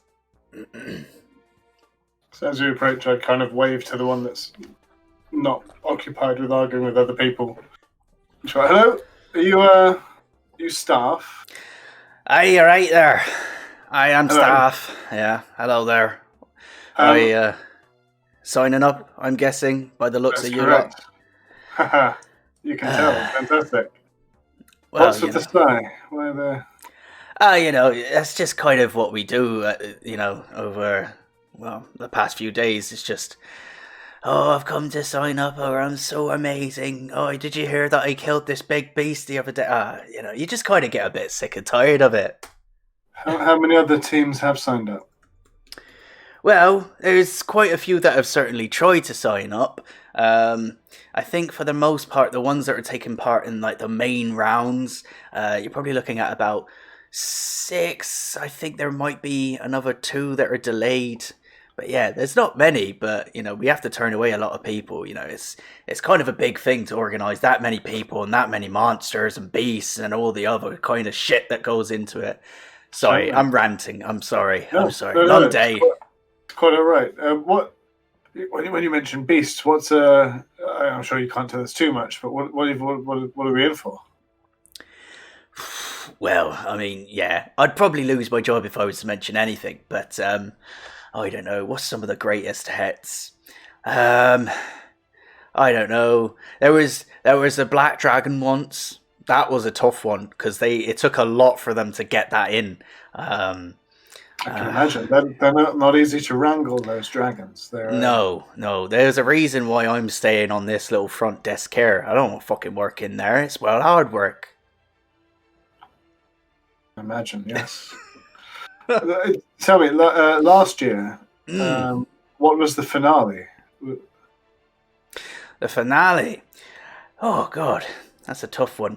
I think it was like some sort of like snake lady. She had like a load of arms or something, and like a head with snake. I don't know. It was a very snake theme. They like snakes. It sells a lot of tickets apparently. Snakes are universally terrifying, so that works. I know. They don't have any legs. How are they getting about? Freaks me Crawling out. around on their tummies. Oh God! Like some kind of degenerate. It's just disgusting creatures. Absolutely. That's probably yes, why. We're very interested in signing up. Understandable. 5,000 gold pot. Is that correct? Yeah. Large part of that is coming from both the king himself and there's a small subsidiary of that comes from Cord's Temple. I think it's like their way of maybe scouting, seeing who's good, who's not, all that sort of stuff. Yeah. I'll hold up my tabard and just be like, I get it. Only the best. Absolutely. Well, this is one of like the big temples for Cord, so if they were ever looking for, like, I think they endorsed one of the people that were part of like some crack squad some however many years ago. They're like big around here. But I feel like I'm at home. This is fantastic. Hey, if you worship Cord, there's probably not a better city to be in. Yeah. It's great. I'm just really happy. This is I don't want to get too into it. That's fine. You're gushing. What's your name then? As a group, we are going by the Death Rattles. Death Rattles. Yes. Gotta say, sounds good. Death is a popular name. There's a lot of Death Blades, the Death Squad. There's a lot of death in the world. Maybe someone could come up with a team name that's like Lifebringers or something that. How's this then? And I'll look to the rest of the group and see if anyone's about to stop me. I'm gonna say, how about the Tummy Hums? Wow. I've been working this stand for a good few years now, and I can honestly say I've never heard of a serious group calling themselves the Tummy Hums. Yeah, I That's don't the think idea. that's... They won't see us coming. I mean, You you look at that. Death everything. Death this. That's it's Yeah, all but- I tell you what, No because Death you all Rattle. seem like this is like a recent thing. Maybe you haven't been traveling around for too long. Maybe only like a past couple of weeks or so. Here's the irony. Some of these guys have known each other for a very long time, and yet they've never thought of a collective term for themselves. They've been far too busy. Whoa! Don't be calling it out loud. I'm just I just work behind a desk. But if you wanted to become like famous, for people to know who you are, wouldn't you like come up with a name or something? You have a point. Let me just try something. And he kind of like he goes like beneath the desk, pulls out some paper and gets some ink and just let me just right. So now look at this. Right, look at these names and look at that. Look at how much that jumps out. Tummy Hums. Just your eyes go straight to it. If that was in like a paper or something, I mean, I'm just saying, really happening? The man has a point. Unbiased. The man has a point. I mean, I'm easy either way. Death Rattle or Tummy Hum. It really doesn't make too much of a difference to me. Rattly Hums, Yeah. Death Hums, Death Hums. I like Death that. Death Hums. Death Hums, Humming Death. Humming Death, Tummy Rattles. Tummy. But throw in something to do with saying. Notice me saying it. I roll. Yeah. How about Sayanine and the Tummy Rattles? But she's not fighting with us. We're not some cover band. Well, she's right? kind of given us the strength to fight. I mean, you the strength to fight. Yeah, but I kind of disperse. I kind of help out every once in a while. Certainly, you're indispensable. But What for was that we now, decided again? Semi-democratic republic of adventurers would be my proposition. Was it Death Hums or Humming Death? rattling death. Humming Rattling death. Rattling Death? Oh, hang on. I think so. Rattling death. Still Rattling got death. death in the humming death. Death hum. Well, I'm I'm sorry. just. We went. Is there a queue? Is there a queue behind us? All the way out the door. There does only appear to be one group that's kind of like a little bit behind you. The group to the side are still like arguing. Are they arguing over their name as well? There's a lot of that going around. Yeah. Well, now that you're a little bit closer, Being like, yeah, put what they said. Put that down. now that you're a little bit closer, you can see that most of them look pretty young, and it there's a lot of not enough experience. What have you fought? All this sort of stuff, and Sure. yeah. And by virtue of looking the part, we're not getting those questions, I imagine. To an extent, yes. Yeah. You can, from him having been doing this for a few years, like, you can assume that he's probably got like a natural kind of insight of, okay, I can give a quick scan of someone and be like, okay, they've been around. Cool. So, yeah, what am I putting down? I'm just, Let's go for the death hums. Yes, fine. Yeah. TBC. So, Yeah. right, gonna put it down. Do you want me to maybe put like a bit more flair to it so it just kind of stands out a little bit? Change the font style. Yeah, if you put it on fire, perhaps. On Oh, yeah. some flames next to it. Yeah. Okay. Yeah. I was All thinking right. maybe like a lightning bolt. No. Or, actually, maybe like a crescent moon. Mm-mm. Top of the moon. No. And if you've got like a teal marker, like I'd- a paintbrush. I'll just put the name. All right. So that was Okay, man. so that was Death Hums. Hums? Death Hums. Hums. Death Humming hums. death hums, the humming death. Death. What, colon, subtitle, the humming. Yeah. Yeah, I like that. It's a two-parter. Right then. So who am I getting the gold from? We all chip in towards. Everyone sort of just turns towards Quinn, I imagine. Well, yeah, after that revelation earlier. Well, surely those who actually wish to participate should be the ones to. But Hey. did you say that that's everyone's money to an extent? Yes, well, technically, Ulrich, Sabine's, and myself, but. Certainly. Pay the man. I am like the most miserly in this situation. Every movement of Kun is laboured to get this. Like every fucking copper coin is out on the table, like to the penny. You just get the vibe from you listeners like, yeah, cool, just do it. Like, just come on, hurry, please. Fine. Whilst he's counting out the cash, I just want to talk to the guy at the counter to be like, obviously we have our incredibly powerful cleric friend here, but what kind of assurances that we might not all die do you have in this tournament? Do you have healers on standby or anything like that? Like, or is it just you go in and you die or you live? It's, the other. So essentially, you're going to do like 3 rounds of fights, okay? It's going to get harder each time, okay? As it gets harder, that's normally because the things that are trying to kill you really want to kill you. And so there's less time and opportunity for us to, get you back up.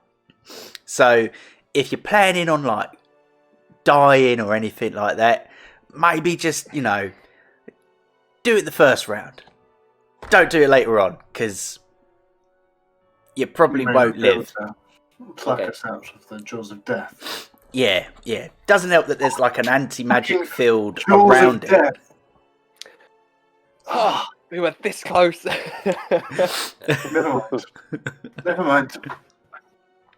Next year, we'll come back next year and we'll rebrand. We'll win the whole thing again. Probably Owain won't be here, so we'll have somebody else. We'll need a rebrand anyway.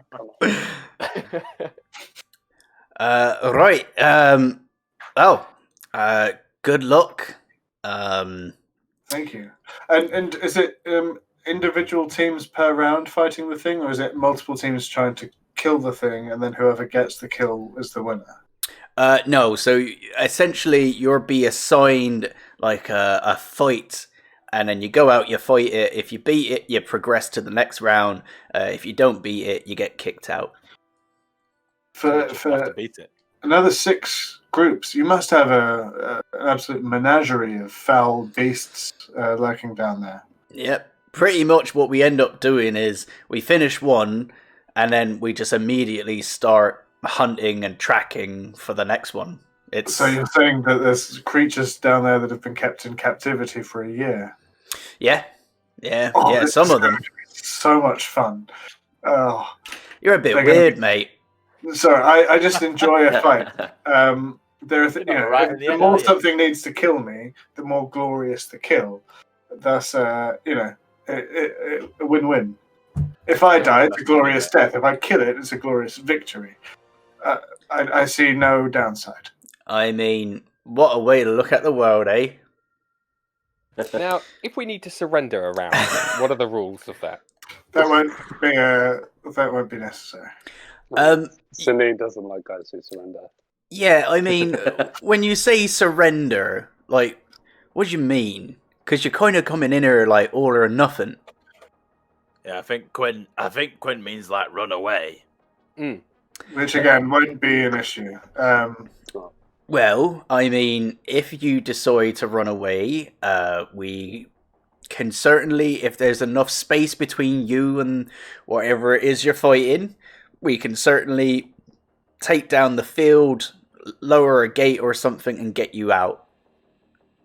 Let me rephrase. But if it's like right behind you, that shit ain't happening.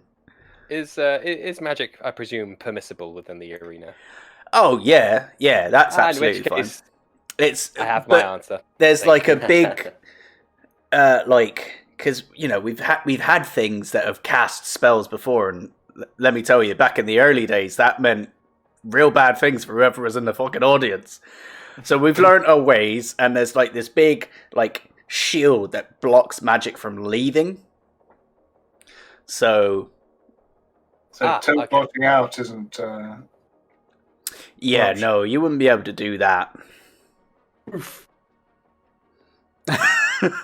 Counting the money even slower.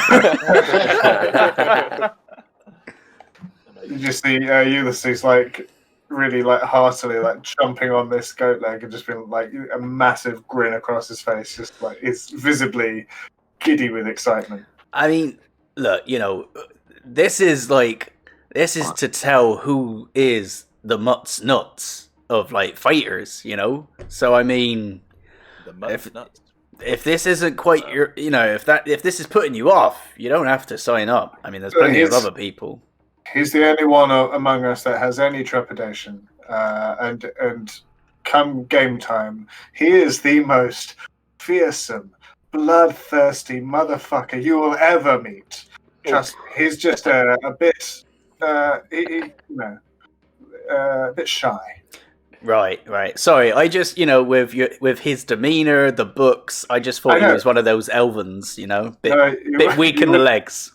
You would have thought so, but no, wait till you see him on the battlefield. It is a sight to see, my friend. Disappearing every 6 seconds. He will, the last fight we were in, he stopped time for about 6 seconds or so for this one creature, which gave us the opportunity to lay it to waste. It was incredible.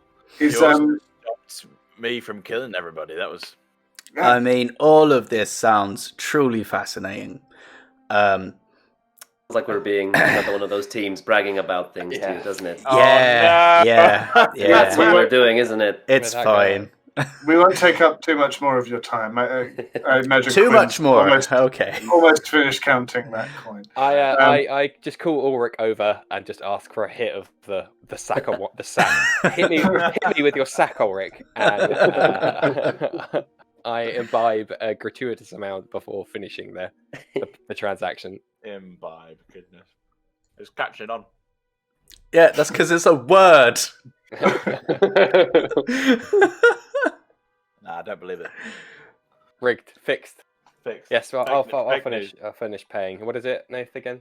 It was 100 gold. It's taken. Lovely stuff. Cool. Right, well, fascinating talking with you. And you. I've got to do this all over You'll be in again. the audience? Yeah. We get special employee seats, so I'll give you a wave when we're out there. How's that sound? Oh, you just made my day. Oh. Great. Okay. Bye.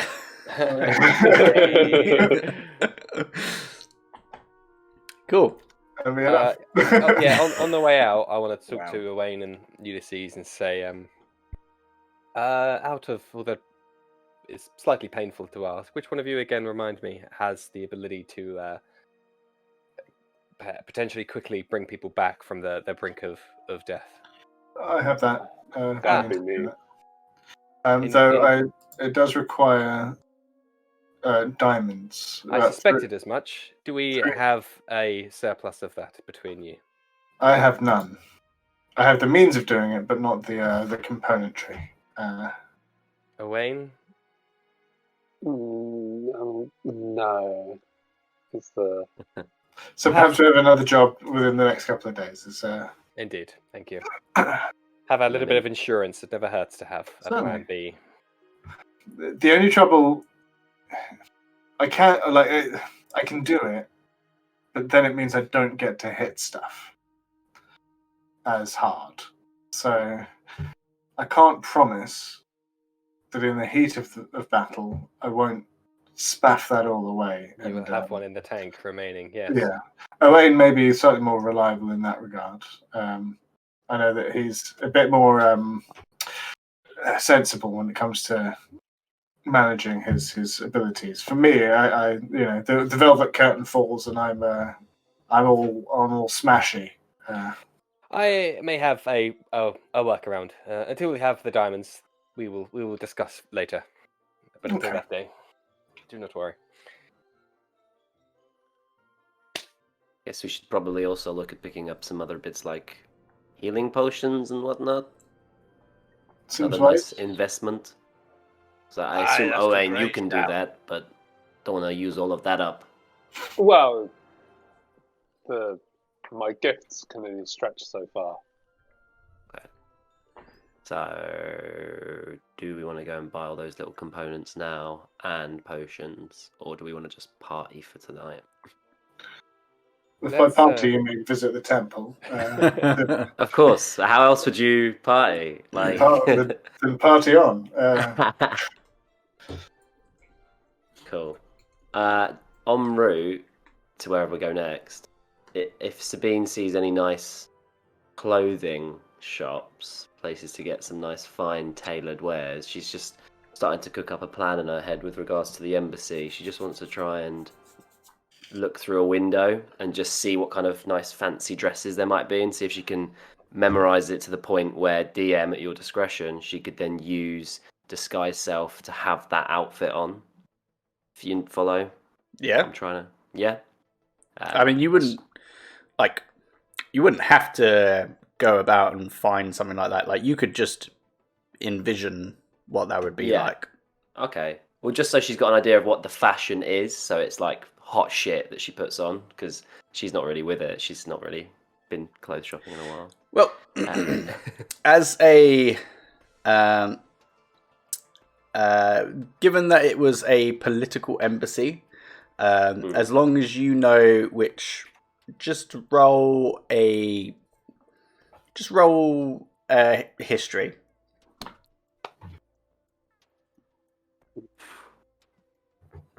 5. You are aware of what higher members of society in your home country would wear. So just take that in mind in whatever it is that you're thinking of doing. Like, you would look like a fairly officious person from Taikahan. Okay, cool. I had a quick question, Dan, as well. Mm-hmm. When the gent at the Colosseum was mentioning the snake lady with lots of arms, would I have any inkling of what that might have been? Let me check. Fucking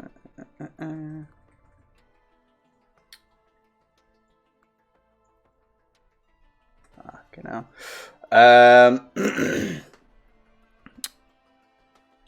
Make it would be an intelligence check for that. Okay. That is 12. 12. In your experience, you're not really familiar with anything quite to that description, like a snake lady. Like, you've heard of snake creatures before, like nagas and things like that, but nothing quite to that extent. It's a bit more. So it sounded cool. Yeah, it sounds pretty dope, but it's not something that you've tussled with. Sure. Or even read about. But yeah, cool. All right. On where are we heading next then? So, what's the plan? You're going to walk to the temples, is it? Yeah, we haven't been out that long, have we? It's been. No. Yeah, the time that it would have taken to get from the inn to here and then kind of just getting food and drinks, like maybe an hour's gone by. So get a little bit darker. But yeah, still probably only about like 6-7 o'clock. Yeah, I mean, Ulysses at this point is fairly single-minded in that he's like, gotta go to the temple. There's not much else he's like in need of doing just yet. En route, if we're all heading there, Sabine would just like to just catch up with Quinn and just be like, I have a question for you. I don't know if you're able to do these kind of things, but are you able to communicate with people long distance, in some kind of method? Using your powers and whatnot. Well, if we have the sending stones, of course. Is there? If they didn't happen to have the other sending stone, so. I am rapidly looking through my spell book. I do that actually. Fuck it, I do it in character. I'm like, well, let me double check, and I ruffle through my bag of scrolls and papers and books and bring out a tiny little A5 notepad because I got rid of my actual nice spell book a long time ago and regretted the day ever since. And it's all just like post-it notes and shit falling out of it, all stuck in at awkward angles. And I'm looking through, and I say, unfortunately, that hasn't come across my path or been part of my learning yet. I think it's fair to say, would appreciate that there's that capacity available. However, that hasn't quite fallen betwixt these pages yet. However, if it's something that you think we might find necessary, I'm sure I can look into doing a bit of research. Totally selfish, it's for me. It's I really want to try and contact someone important who I don't even know if they'll receive the message. But well, yeah. It might actually be your lucky night. Again, irony, like double meaning, completely lost on Quinn. As I may also have need for a similar spell, so consider it kept at the back of my mind for the time being. Appreciate it, thank you. How's the wine going? It is decidedly bearable, but is Ulrich ahead of us, and you've just been suckling off of him whilst he's been walking? Suckling off my teat. But I say, considering what may be approaching soon, any number of unknowns, I feel it would make sense to enjoy oneself for the evening. And she's just going to go for a big old swig on that sack. Take the teach, Sabine.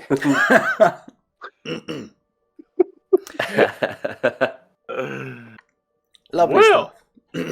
So you begin making your way directly away from the Colosseum and heading towards what you can see off in the distance. Looks like a large tower of sorts, with this kind of like even in the kind of the dimming light of the night sky, it does appear to be like just kind of like a rich white stone crafted building with various kind of archways kind of carved through it, and then various kind of smaller buildings kind of running up the sides to it. And we will take a break there before we actually get into that, just because it's probably as good a time as any to have a quick break. We will be back at 1:15, just to give everybody a chance to go to the toilet and whatnot, and then yeah, we'll pick back up. All right, right, we're back. We weren't talking about anything rude or explicit. Not at all. That's not us. Wasn't happening. No locker room talk here. We're civilized. Still no locker room talk. If anything, we're all about co-ed locker room talk. Wait, Respect. is that better? Respect. Yeah. Yeah, go that's better. Yeah. We're in the lobby of the sports centre talk. That's Yes. the kind of talk. Yes. Yeah. That was found in the name of founded in the name of who's good? Who's good? Tiger Barack Woods. Obama. No, isn't Tiger Woods okay now? I feel like he's making a comeback. I don't know. He's made more games, hasn't he? I don't know if he's made more games. He's played more golf. He's right, There's more Tiger Woods games coming. Anyway. It just always gets really sad now. Barack Obama. You guys were just making your way as the night sky was slowly filling over. You were making your way downtown towards the religious sect of this wonderful city known as Mon Ilum. Anything anybody wants to discuss as you are perusing down this road? Owen kind of trots up to Ulysses and he's just like, "You got any tactics for the fight?" I just thought I'd take the opportunity to pick your brain. Yeah. Well, it really depends what we're fighting, doesn't it? If it's one thing, we are probably best taking it from several angles. As you say this, he starts pulling out his notebook and he starts jotting stuff down. We've got multiple foes to dispatch. I think if we all focus in on a single target at a time, we stand a much better chance of getting them down. But it's difficult to say at this stage. My key strategy is hit them as hard as I can, as often as possible. I like that idea.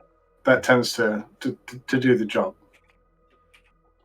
A good defense is a good offense. Very good, Ulrich. That's Yeah, I don't know where that's something I thought of myself. Yeah.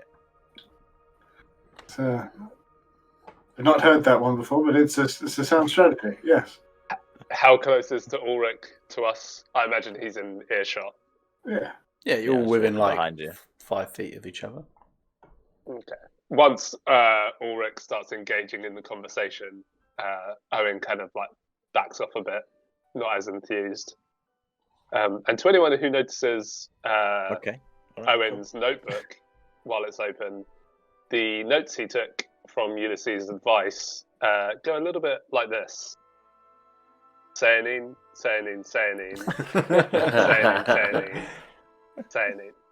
Ignore whatever he said.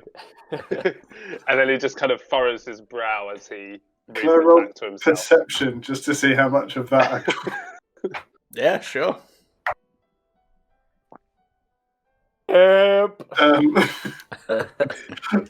an unnatural 20. I mean, he's not being like super like up against his chest about it, so you can kind of just like side eye a little bit, look over, and yeah, it's like saying in like a love heart with like an arrow going through it, and then on the underside is like Owain. It's real like primary school stuff. Yeah. I'm picturing like Shrek 2 reference here for you. Yes, you I was know literally when just thinking Fiona has her book from when she was a kid, where she was writing Mrs. Fiona Charming. Yeah, Mrs. It's like that, but simpy. having seen it, I would kind of look to Owen and be like, I think we need to have a conversation later. Oh, yeah, that was something I wanted to bring up with you as well. Good. And then sort of... Oh. As he says that, his eyes kind of blink towards Ulrich and then just kind of look back down at the floor. Oh, okay. Sure, yeah, no problem. What's going on here? Are you guys trying to kill me again? They go straight up, jump you in the street in front of everyone. Just throw you over a balcony. We may not have to. I could die in the tournament, you know. Yeah. But if I died, I'd come back, though, so. Yeah. As we're passing by, like, the military side of things, that you mentioned earlier, I feel like Ulysses would go over and thank them. Just be like, great job, guys. Keep it up. And, like, that kind of somewhat cringy, like, oh, you know, thanks for all your hard work. And then, like, just carry on. It's a bit like, oh. You can see that most of them are like a little bit like, but they spot the symbol of cord on your uniform, and it kind of goes from a to a. It's a subtle difference. I'd like to think like Ulysses is the kind of guy that if he sees like a war carriage going along the road, he just stops whatever he's doing and just salutes until they go past. Certainly, like, nods, pays respect, and stands solemnly for a minute. And then, yeah. All right. What a guy. What a guy. A lot of respect for kind of warriors and combatants. So you continue to make your way towards the main tower, which at this point now you can see that it does appear to be a temple of cord. These thick stone archways and pillars that kind of comprise of the front entryway, and on either side there appears to be like almost like the statue of like hammers that have been thrust into the ground and seem to have like an explosion of like rock design coming up from the ground, and then at the very top of this doorway is the symbol of cord. I would very exactly point out the hammer statues to be like, you fucking seeing this? Oh wow. Oh. What a dude, bro. You proceed inwards, and as you do, there is this long kind of hallway with more of these like stone archways, but there are these glass windows, stained glass windows on either side, fairly large, and as you are kind of walking through, you can see that each one seems to be a depiction of some sort of major conflict at one point in time. Progressing deeper in still, you come to a kind of open area. Like it seems to be the center of this tower, and there's just like this massive column of light that seems to be shining down on this big square, kind of not quite like a training pit, but it seems to be like an area where people can go, and you can see some people are practicing some sort of like fighting stances. There are others that are in meditation, and there are others that are just sat there kneeling down and praying. Yeah, there's an altar on the far side of this, which again has another. It's got like an altar with various candles that are kind of covering the walls, and then above this is another stained glass window with a bit more of a presentation about it, but it appears to be a depiction of Cord himself with what looks like a meteor on his back and shoulders, and the ground beneath him like starting to like crack up and lift from the earth itself. It's quite a sight. Yeah. Quite a chat. So I'd take a second to like drink it all in, and then kind of turn to Quinn and be like, "So, you had something in mind?" Yes. Where do you go to learn about more of these kind of places? I've never been to this temple before, so I'm not entirely sure. But you could speak with one of the priests, I assume, or. If you would do me the favor of at least introducing me to one of the priests as you have a foot in the door. Certainly. And I'd look around to see if there's anyone that seems to be off the cloth, as they say. In perusing, you can see that there is someone kind of at the far end of this square, kind of grassy area, who seems to be speaking to a few different people, though most of them are quite a bit shorter than him. He's got like a shaved head, tanned skin, a goatee of like slightly greying hair, though the rest of it is quite dark. He's got these long white robes that cut off at the bicep, and then is completely bare until there's these kind of like white wraps around the wrists themselves. This guy's like a warrior monk priest. Badass. He's he's got a look about him. He's got a electric blue kind of garment over the top with these like slight, every now and again, just kind of catching the light, these like crackles of like lightning running through the lower half of his robes. Dope. I would turn to Quinn, having a rough idea of his appreciation or lack thereof of this kind of thing. I'll just gently remind him. This people that tend to worship Cord are warriors, people that do so for the sake of improving their chances in battle. They are potentially those are quite short fuses. I'm not quite sure what you aim to do here, but I would exercise caution before that sharp tongue of yours does any damage. It's I appreciate the warning. However, this is a purely benign exercise on my part. Fortunately for the priest and his kind here, Owain is taking much of my barbedness at the moment. Yeah, very well. So I'd wait for the large, bald-headed, blue-robed priest to be finished chatting to whoever he's talking to, and then I'd approach. Yeah.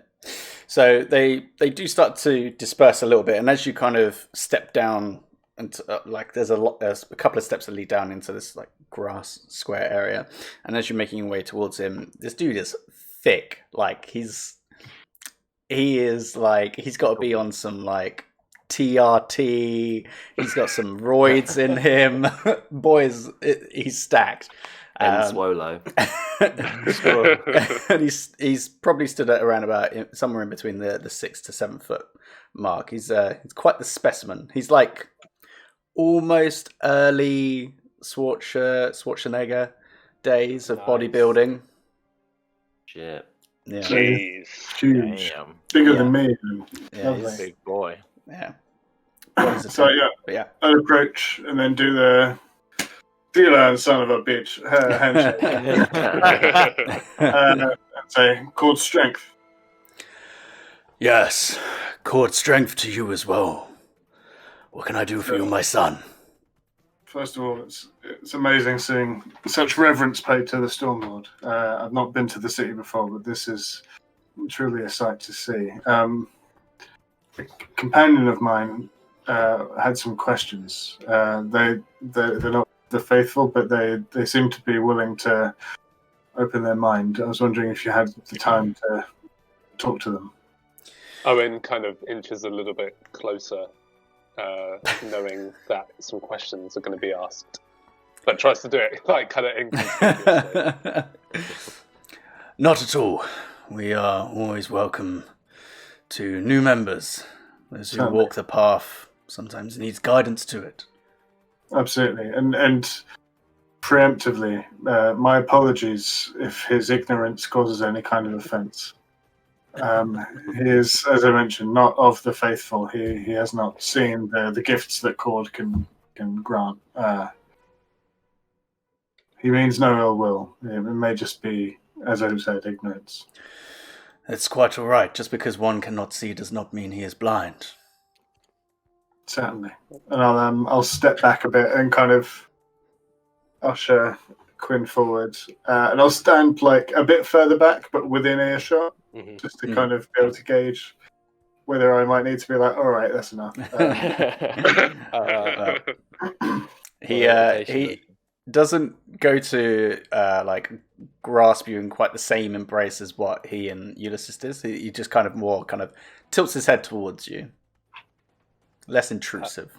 I try and puff up my chest as much as I can and say, "Good evening. I am a warrior of the mind, and I have just fought many strong enemies before reaching this town, and indeed plan to fight many more in the following few days, and I would like to inquire more about how one can gain a connection with," and there is a moment of hesitation, "the almighty Cord." It's definitely like a Morris Moss vibe. Yeah. I see that you are a learned man. You are someone that takes strength from their mind, and although that is it's commendable. It's just a different fight, a different weapon that we choose to use. I do find it interesting that you are coming to Cord.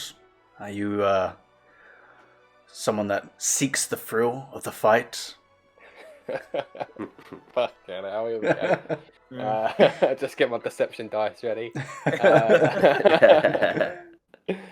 And again, I say through gritted teeth, "Why do you think me and my companions here would be joining the Cord Championship Challenge in the next couple of days if we did not enjoy a fight?" I have been around for quite some time, and I understand that there are people that would do such a competition purely for material gain. Not everybody is put upon this earth to achieve the pinnacle of their physical being and form their bodies and their wills into a weapon that is a conduit of the Stormlord's strength. But I understand that some people merely have a passing interest. I whisper under my breath, "Right, last chance." I have found myself, and rather, I'm like, still like, I'm trying to like shrink my neck, so I'm just nothing but traps. Nothing but neck. I found myself in the fortunate position where I have many material gains and do not need to acquire any more. In fact, I would like to make a donation to your church of... Is he giving our money away? 50 gold?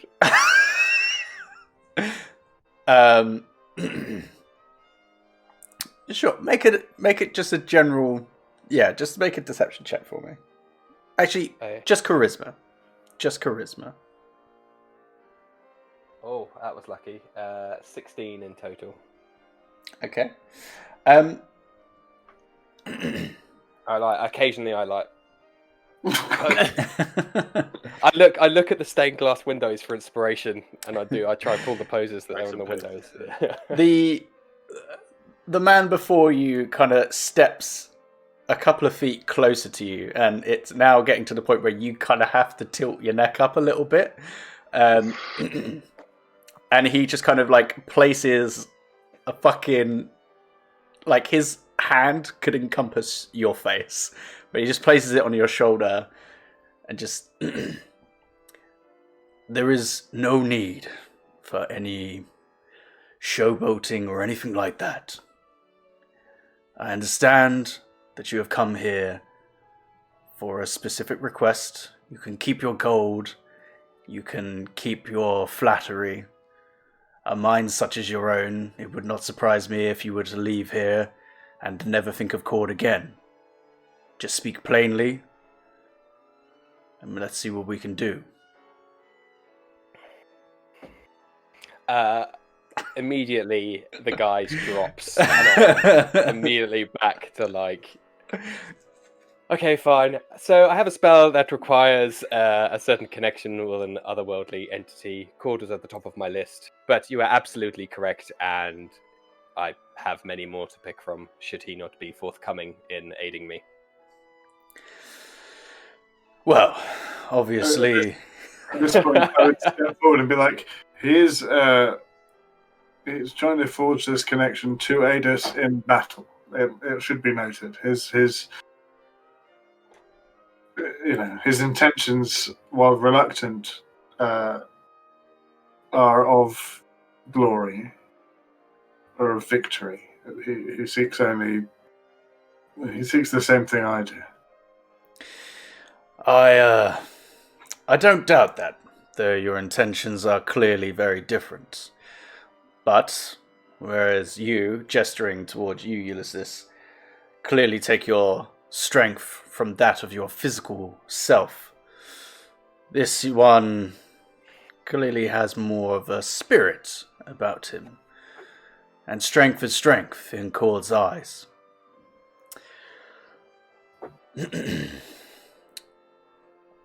I'll tell you what. And he kind of gestures at one of the other priests that seem to be just kind of doing the rounds over and takes something from him. If you would be so kind as to place your hand out for me. Oh, Quinn? Yep. Yeah, the hand that I was donating money, I put the money back and then hand it, pass my empty hand out. And he kind of takes a hold of your hand. You feel him put something in it, and he like grips it fairly tightly, so it's good and firm, and like looks at you dead in the eye. This spirit of yours, this strength that you find, this is what you will use to protect whomever you deem you need to protect. Be it these people here, be it your family, be it someone you haven't spoken to in some time. Kind of gives you like a little slight cock of the eyebrow. Cord's strength is within us all. It's down to us how we decide to use that strength. Whether that be the muscles that we have, the words we use, or the mind that we use. I'm sure you'll find something by seeking the wisdom of Cord. And he kind of like removes his hand from you, and it's an amulet. Yes, cha-ching. Ooh. I take a look at the amulet, put it immediately away somewhere in a pocket, and just say, thank you very much for your time. I know that this is somewhat unusual, an exceptional circumstance, so I do appreciate your candor and your patience with me this evening. And as mentioned, Cord was at the top of my list for obvious reasons. Well, it's understandable. Cord is the strongest of the gods.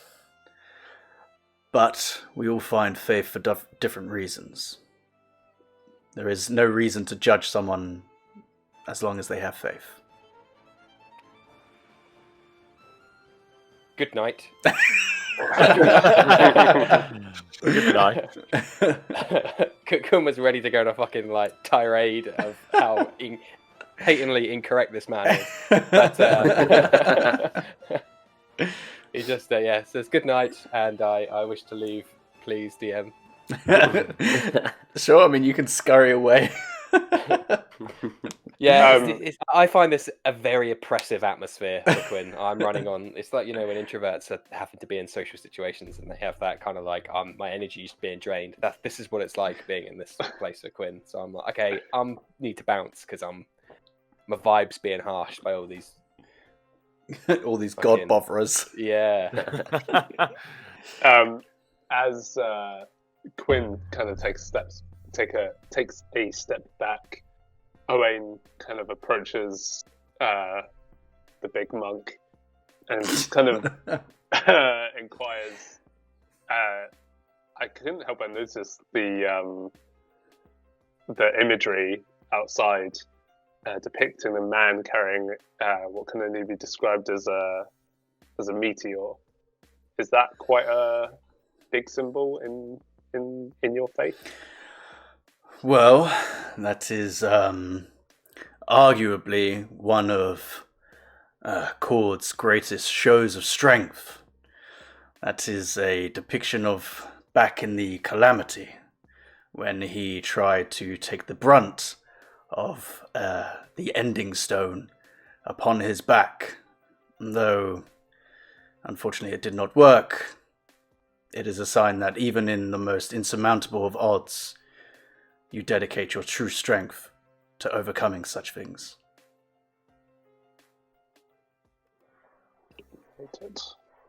Is it believed that such a thing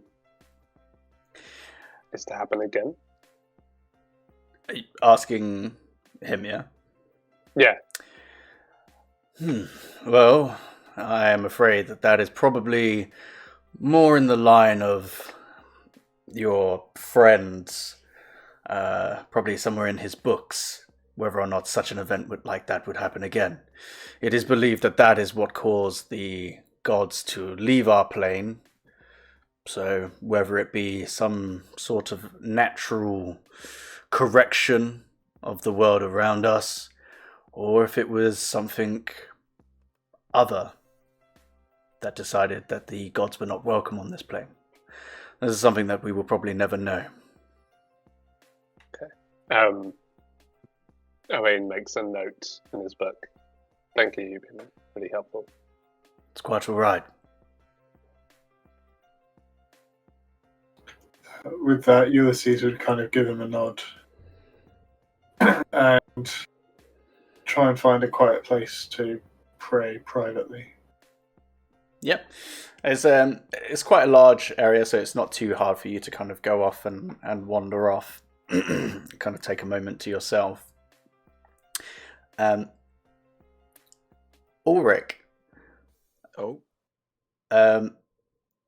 As these conversations have been going on, you're not the most perceptive of people in the world, but every now and again, you have noticed this priest's eyes kind of look up at you every now and again.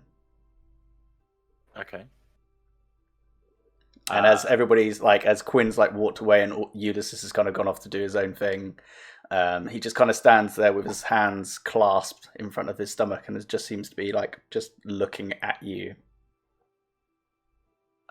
Okay. I help you at all, priest man? No,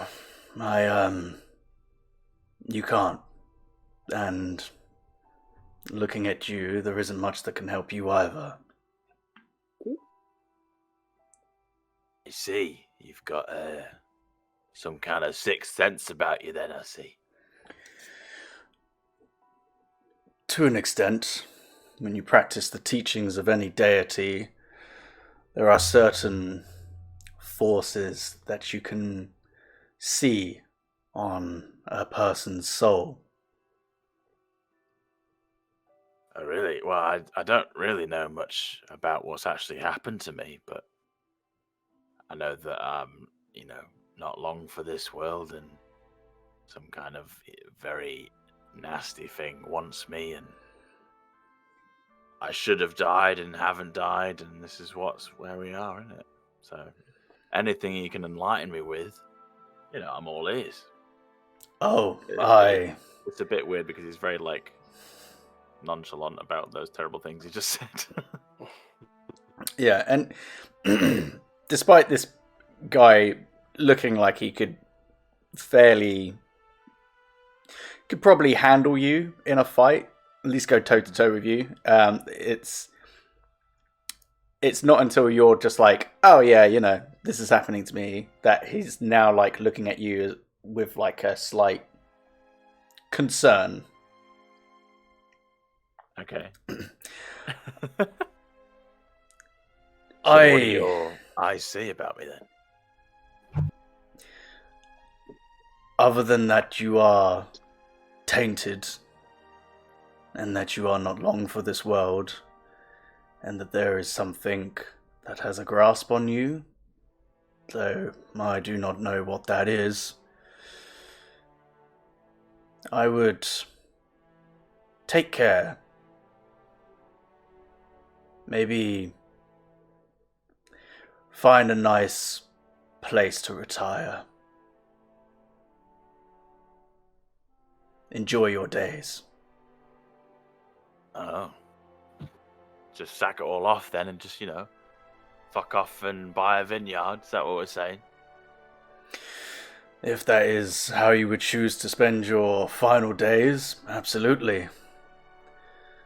But there is something that has a tether on you, and let's just say I pray for your soul.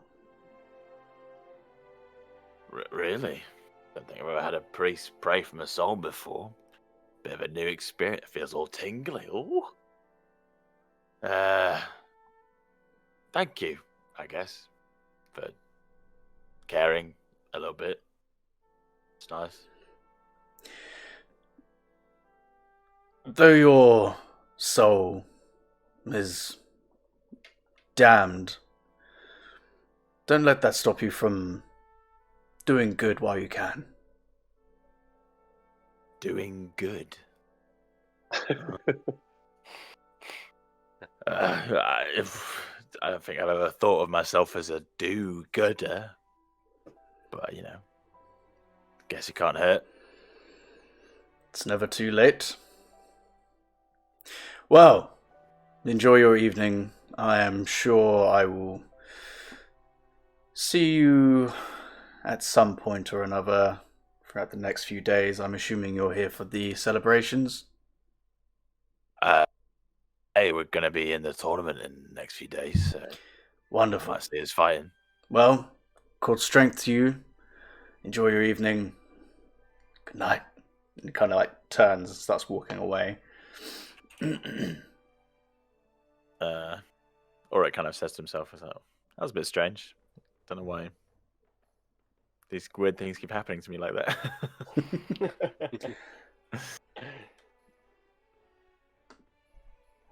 Yeah, cool. Cool beans. So I'm oozing evil now. That's great. So you are currently. It's weird. There's, even though it was getting dark outside, and it should be pretty much dark in here, other than torchlight, the beam or the cone of light coming from above through the center of this tower is still perpetual, permanently lighting this kind of square area that you find yourselves residing in.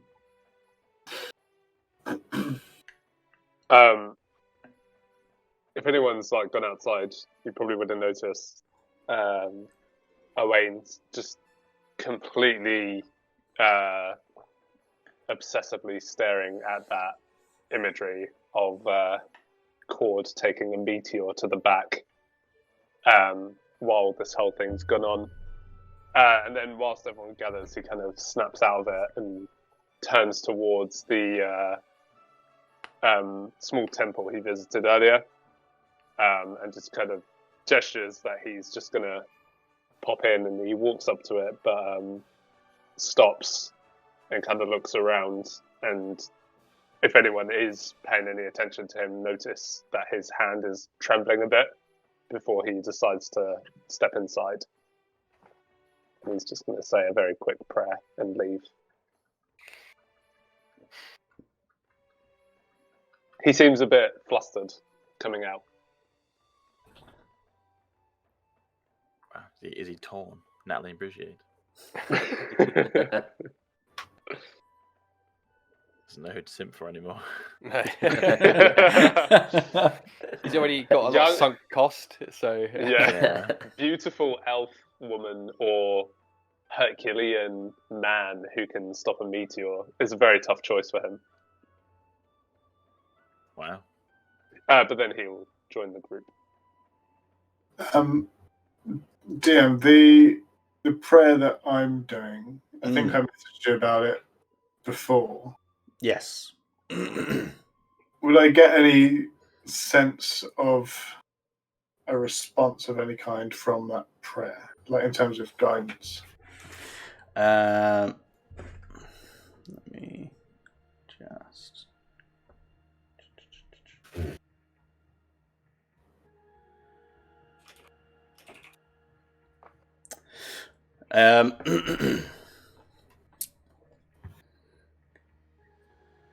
Roll a d20 for me. It's a natural 20. Yeah. There it is. Being in what is essentially the There it actually is. Yeah. what is essentially like the Vatican for worshippers of Cord, there is it almost feels like there's like a clearer tether between you and the Stormlord, and everything around you just kind of starts to like fade away. And you can feel almost like the rumbling of the ground and the slow rolling sounds of thunder out in the distance. This kind of just darkness around you, but just you feel like there's a presence there. And whilst there's no words, you feel a kind of a surge of trickling energy through you. And it kind of draws your hand to your weapon. And you just hear a kind of omnipresent voice of protect.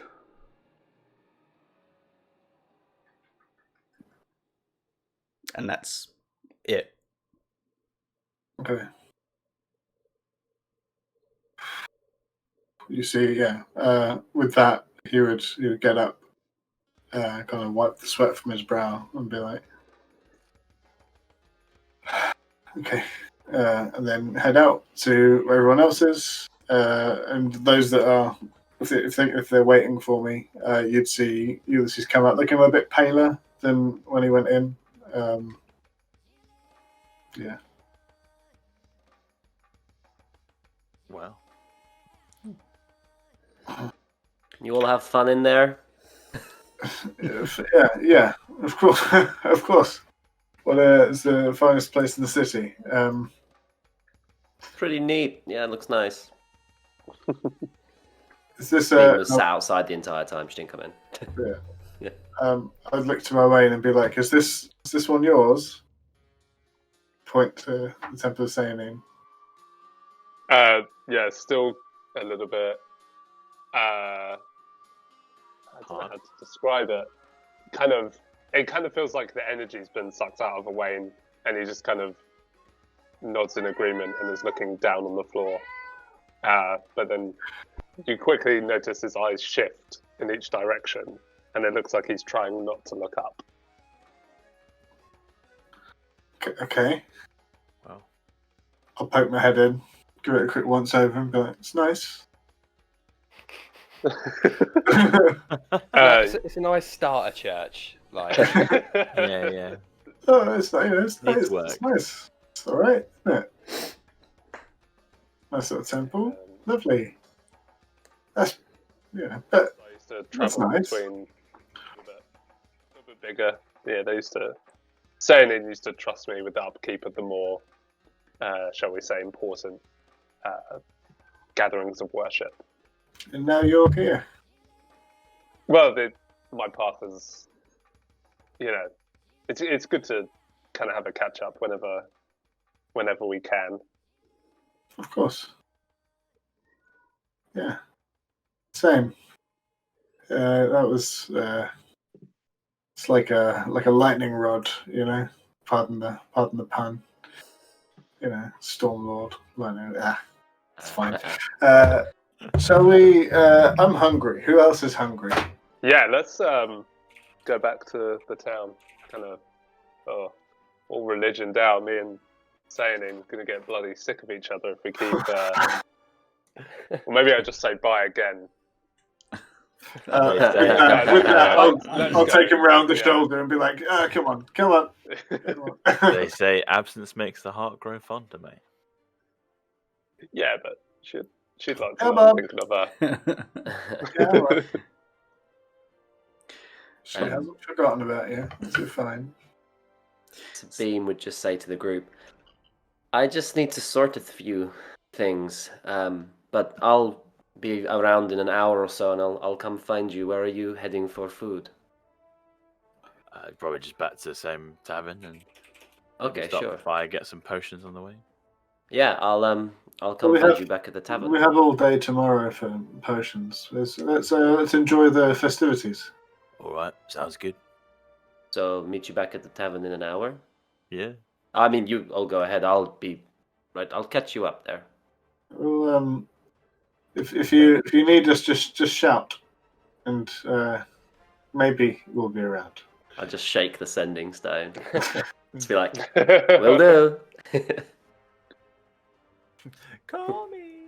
Reply to me, Quinn. Reply me, please. Yeah. Sayanin, Marked as read. I messaged you like 5 minutes ago. Please respond. Cool. Bean's going to head off towards the embassy. Before she gets there, she's got some things, but I don't know if you want to do you guys first or whatever you think would be. Good running order, DM? Well, what is it that each party is looking to do? I'll do Sabine first. Actually, do you know what? Because of this banging music, we're going to go... We're going to the yeah. This is your boy Kevin Macleod. Mate, good lad. So as Sabine kind of runs on ahead,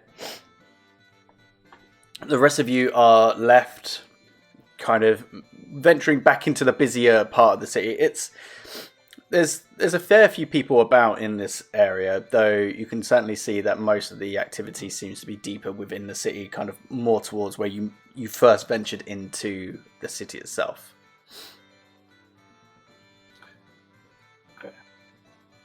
I'm not a night owl, so I'm happy to just go with the flow until it gets too late, and then he'll hit the hay.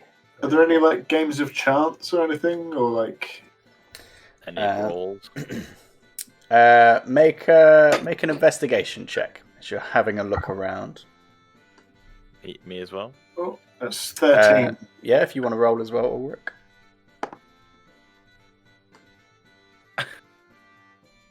Zero.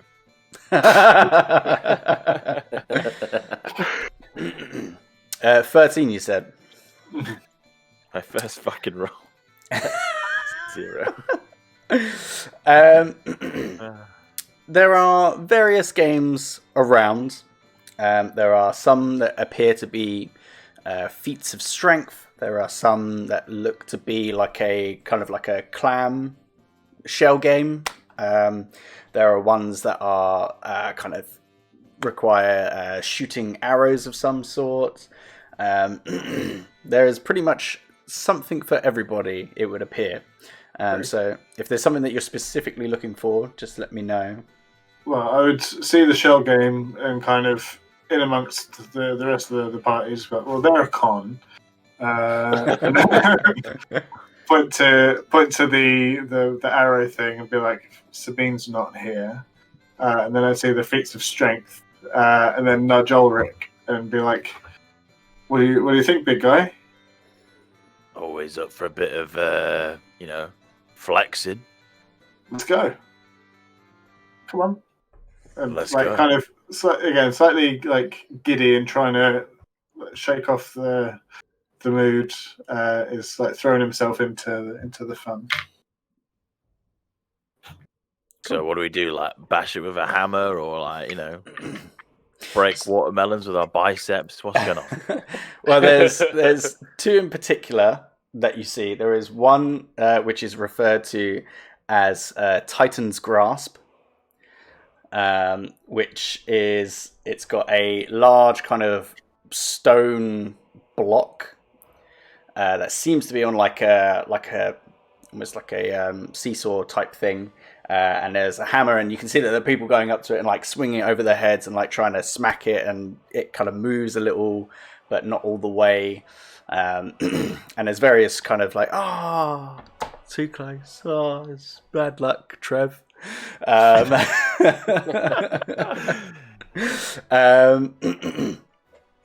And then there is another one which you can see that there are people kind of hucking these big bags of like sand over their heads and backwards, almost like that like Scottish thing that they do, like big bits of wood where they just yeet it backwards. Yeah.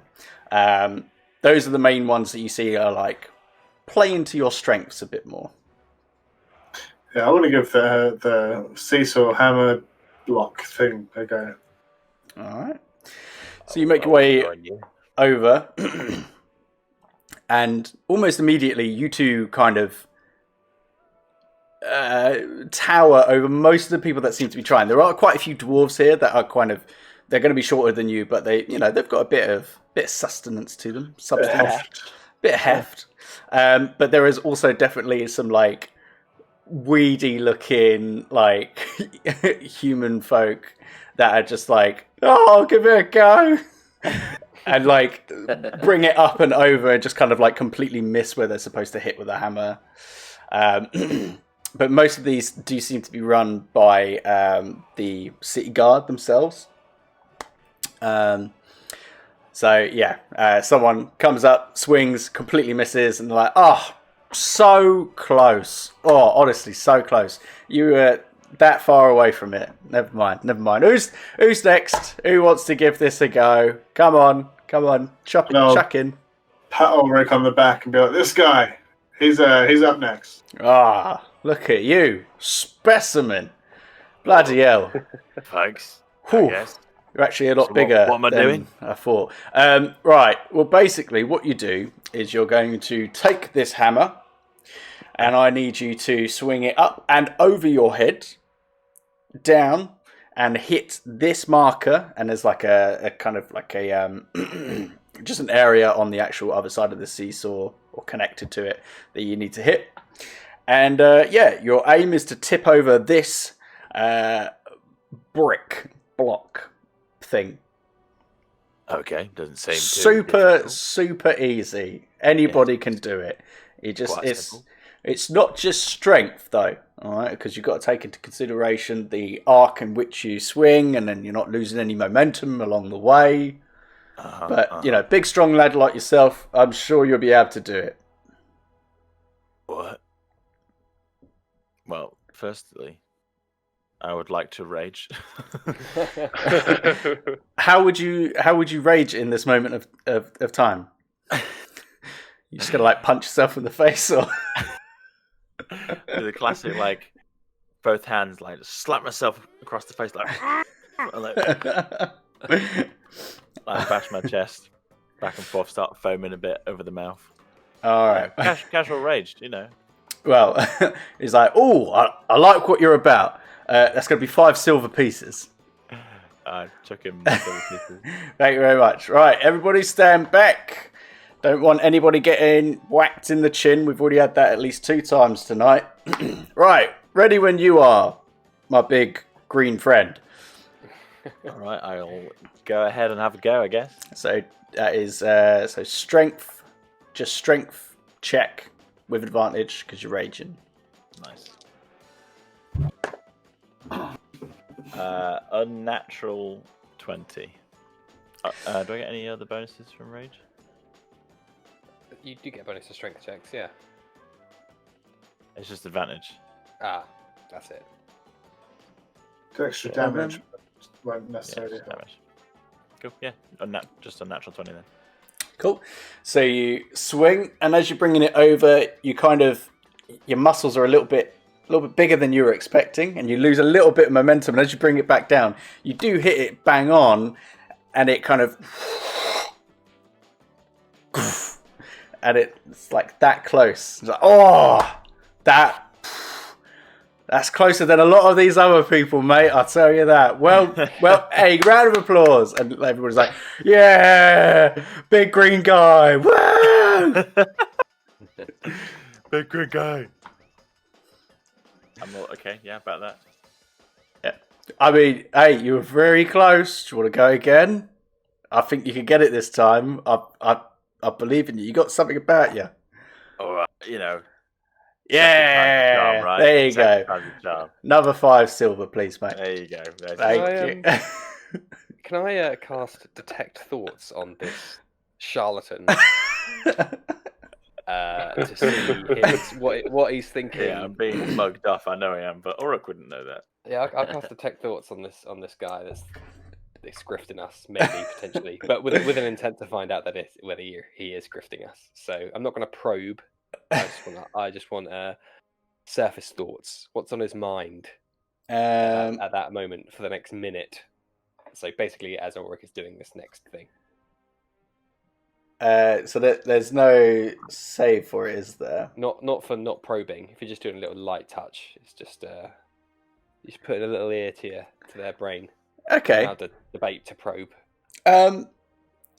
Well, from that, I'm assuming you're doing this, like, maybe slightly obscured by the crowd, not just in front of the guard.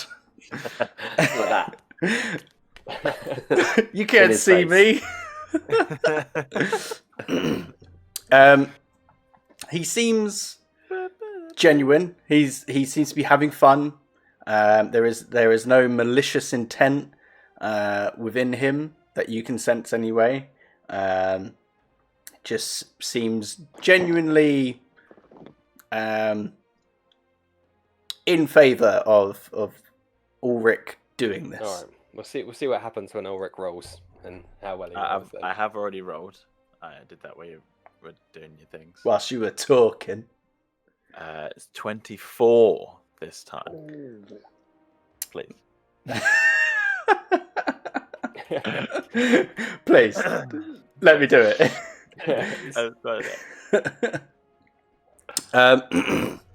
This time you kind of have it back by your behind leg, slightly wider stance, and with a good solid fluid motion, you and bring it over, and you smash it again, bang on, and it's and oh yeah, and everybody like loses their minds, and like even the guard is like, well done, wow, mate, you got some arms on you. Have you thought about entering in the tournament? Just curious. Yeah, we're doing it. Oh, Probably okay, yeah. Die, but yeah. Nah. Well, anyway, here's your winning. And he goes over to a pot that they have been putting the coins into, and you get 20 gold.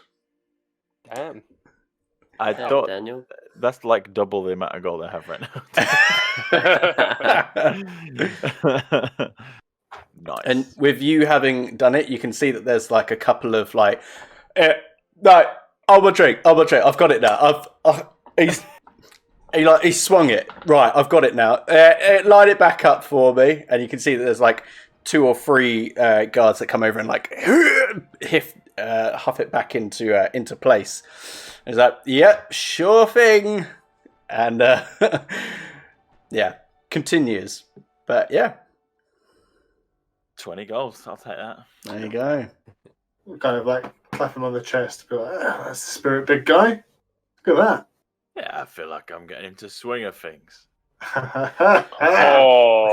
Very good. Big oof. I'm sorry. I don't know what's wrong with me today. Can I give the sandbag toss a go? Yeah. Have to toss me. Toss back. I'm just looking up the rules for that. Just There it prior to approaching, I'm going to cast Channel Divinity, which gives me the Peerless Athlete ability.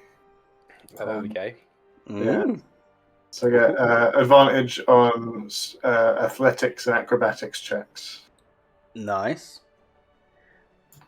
Don't know whether that'll necessarily help, but I've got it, so I'll use it.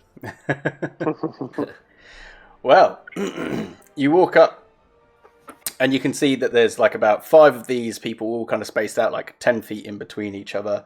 And yeah, they just have this big bag of sand and they're facing away from the basket that they are aiming for, and they just and throw it behind them to varying degrees of success. You don't see anybody get it straight away. But you step up like, righty-ho, you are going to be trying the game? Yeah, let's give it a go. Why not? Absolutely. That'd be 2 silver pieces from you, good sir. Yeah, I'll give him 2 silver pieces. Lovely jubbly. Right. So, just, and he kind of like helps position you. Right, you just stand here, face away, and you just really, really hoof it. Really get a lot of extra momentum on it. That, yeah, limber up, absolutely. Okay. Right. So this would be an athletics check at disadvantage, but it's a straight roll for yourself. Okay, doke. That it's not bad. +4 is 18. 18. You kind of get the bag, kind of get a good firm grasp of the base of it, and you kind of throw your calves a little bit into it as well, getting a bit of extra momentum, and it lands maybe about like a foot in front of it. It's like, that's good though. That's a lot better than a lot of other folk around here. I'm guessing you haven't started drinking yet. Not yet. Yep. Well, Big advantage. Well, would you like to go again? Or... Oh, not drinking. God. Oh, right. Yeah. Terrible signs today. It's been awful. I can only imagine. The day drinking is excessive. And I'll pop my coin satchel down and just take another 2. Again. Lovely jubbly. Right. Give them the bags. And they kind of take off my axe and stuff and put them down by my feet. And I'm just like, okay. You can hear a couple people in nearby. He's taking his stuff off now. This is, oh god, fucking hell. And right, another athletics check. Oh, that's better. That is a 23. 23. With this one, now that you've kind of got like a good full range of motion, kind of feeling yourself limbered up a bit more now, you kind of firmly plant yourself, grab the bag, and almost do like a slight kind of swing a bit of extra momentum into it. And you hear it like as it hits into the basket. Hey. And once again, it's like, yeah! Hear one guy nearby be like, I could do that. I just choose not to. And his wife comes over and like pushes him, like, get out of here! Well done. There's a little bit of a wave to the crowd, like you get a couple of like kind of little inebriated ladies that are kind of like, oh. And what's the note staying at? The half inn. But we're staying at the half inn. And then pick up the stuff and.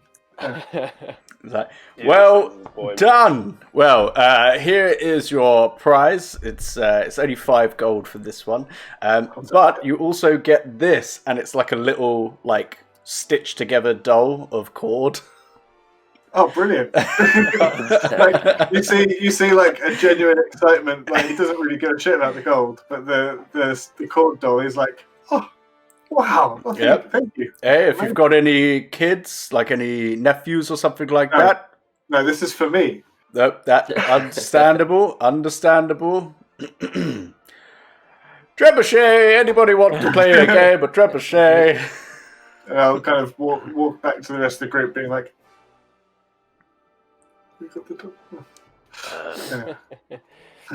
I'm imagining it. It's like a backpack plushie, like a little hook. Yeah.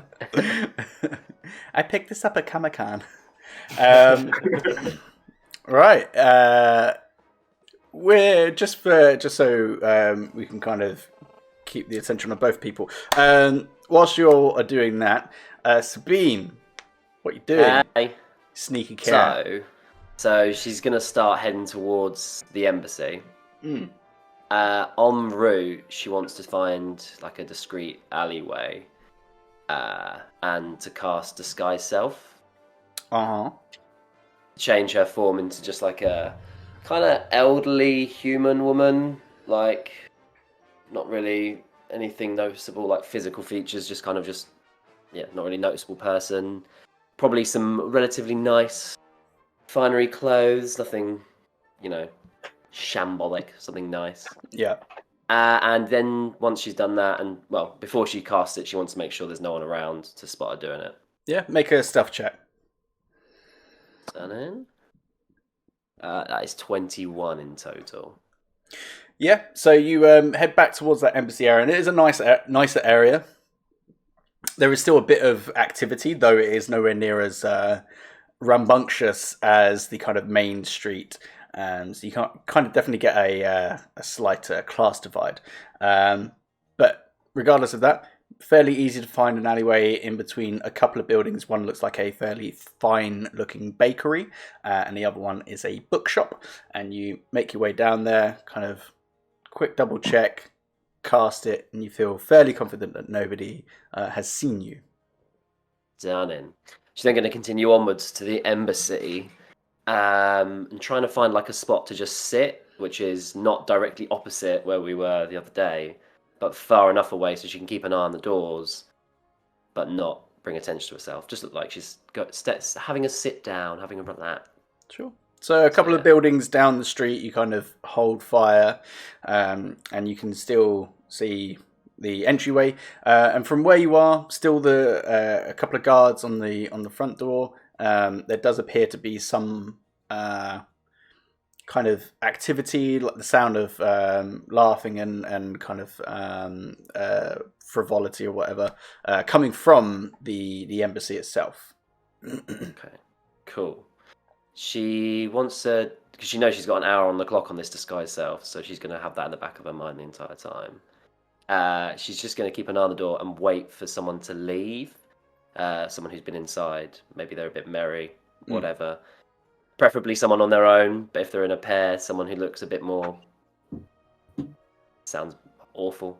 Just weak. Wouldn't part much of a fight if things go wrong to her plan. Yeah. But yeah, she's just going to keep an eye out and see if anyone leaves who looks a bit merry. Maybe drunk, might be useful. Make a perception check for me. Mm-hmm. That is 16 in total. 16. Over the course of the next 30 minutes or so, don't really see anybody coming in or out. You do see that the guards switch out with another set of guards, kind of after watching for like 20 minutes or so. Mm-hmm.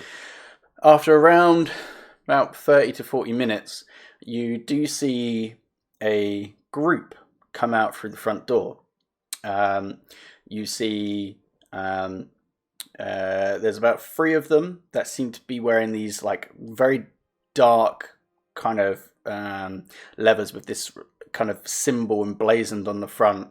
With your roll, you can see that it's almost like a upside down hammer in the pit of like a red flame. Mm-hmm. At the front of them, you see a pretty well dressed gentleman, kind of rich purples, kind of gold embroidery on there, with this like kind of long flowing black hair, a bit of a chin beard, with a mustache. Looks like quite tan skin, doesn't look like he's from this continent. And behind them, you see a incredibly large, imposing figure, which, having travelled with Ulrich, you recognise to be an orc. Oh. But they seem to be saying goodbye to a party of 2 who look slightly worse for wear. But this group turns away and heads up towards where the king's palace is, whilst the other 2 seem to be kind of sloppily making their way down the street away from the embassy. Okay. So it's kind of like there's a... Do they look armed, the ones that are with the blazing symbol and the orc? From what you can see, especially now that they're walking away, the one that's closest on the left hand side, you can see that he does seem to have some sort of like a maul hanging off of his belt. The one at the back has a massive axe, like a battle axe of some sort on his back. You can see that it's got like this almost like a 2-pointed kind of like bone-like thing at the bottom of the axe, and then on the other end it's just this massive, it just looks like a big piece of metal, but it's got these like red bits of like striations breaking through it. It's like some gnarly looking shit. Okay. Sabine's gonna discreetly follow the 2 that look worse for wear. Mm-hmm. And then at an opportunity where she thinks she can quickly dart in and then continue following them, if she finds another alleyway, can she go in, cast invisibility on herself? Now that's concentration, that one, but the disguise self should hold up, so she'll still be disguised, but then invisible on top, I think, is how it would work.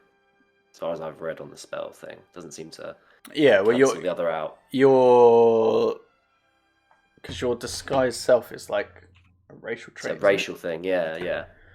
But I just don't know if it still requires concentration or if it's just like it lasts for an hour. I can't remember. Casting time, 1 action. Duration, 1 hour. Doesn't say it drops. It says someone can discern whether it is a spell with a investigation check, but it doesn't say it drops if you cast something else. Yeah, I'm pretty sure disguised self is just it lasts for an hour. So, yeah. Cool. Yeah. So, I mean, every now and again there are buildings that have like breaks in between them, and it's quite a long stretch, so it's not too hard for you to quickly make your way down an alleyway. If you are going to do so, if I could get you to make another stealth check for me. Yes. It's 19. 19. Yeah. Again, especially now that it's kind of a bit more of a later hour, a little bit easier for you to kind of slip down these alleyways and not draw too much attention to yourself. But you feel fairly confident that nobody has seen you. You are now invisible. Perfect. She's gonna pace up to the 2, and she wants to try and pick one of their pockets. Whoever looks more inebriated than the other. If there's one that's holding the other one up or something, or go for the one that's drunker of the two. Make an insight check. Okay. Who was the drunkest of them all? 16. 16. I mean, they both seem pretty sourced. There is the one on the left, which does. They both appear to be armed, but this one has like a coat that's like open, so it seems like it would be more accessible. And he certainly seems to be kind of like skipping a step every now and again. Let's do it. Gonna try and pick their pockets. Trying to find some kind of papers or something. But yeah. Okay. Well, make a sleight of hand check for me. And then that is a 17. 17.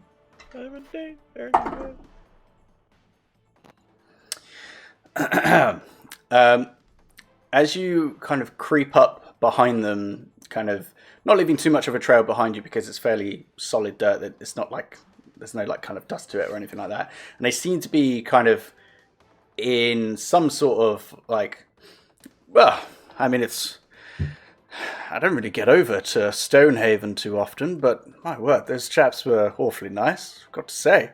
And as they're debating this, you kind of slide your hand round and kind of like round and in onto his jacket. And as you do, at the same time, he goes to put his own hand in his jacket, and your fingers kind of interlock for a second. Oh.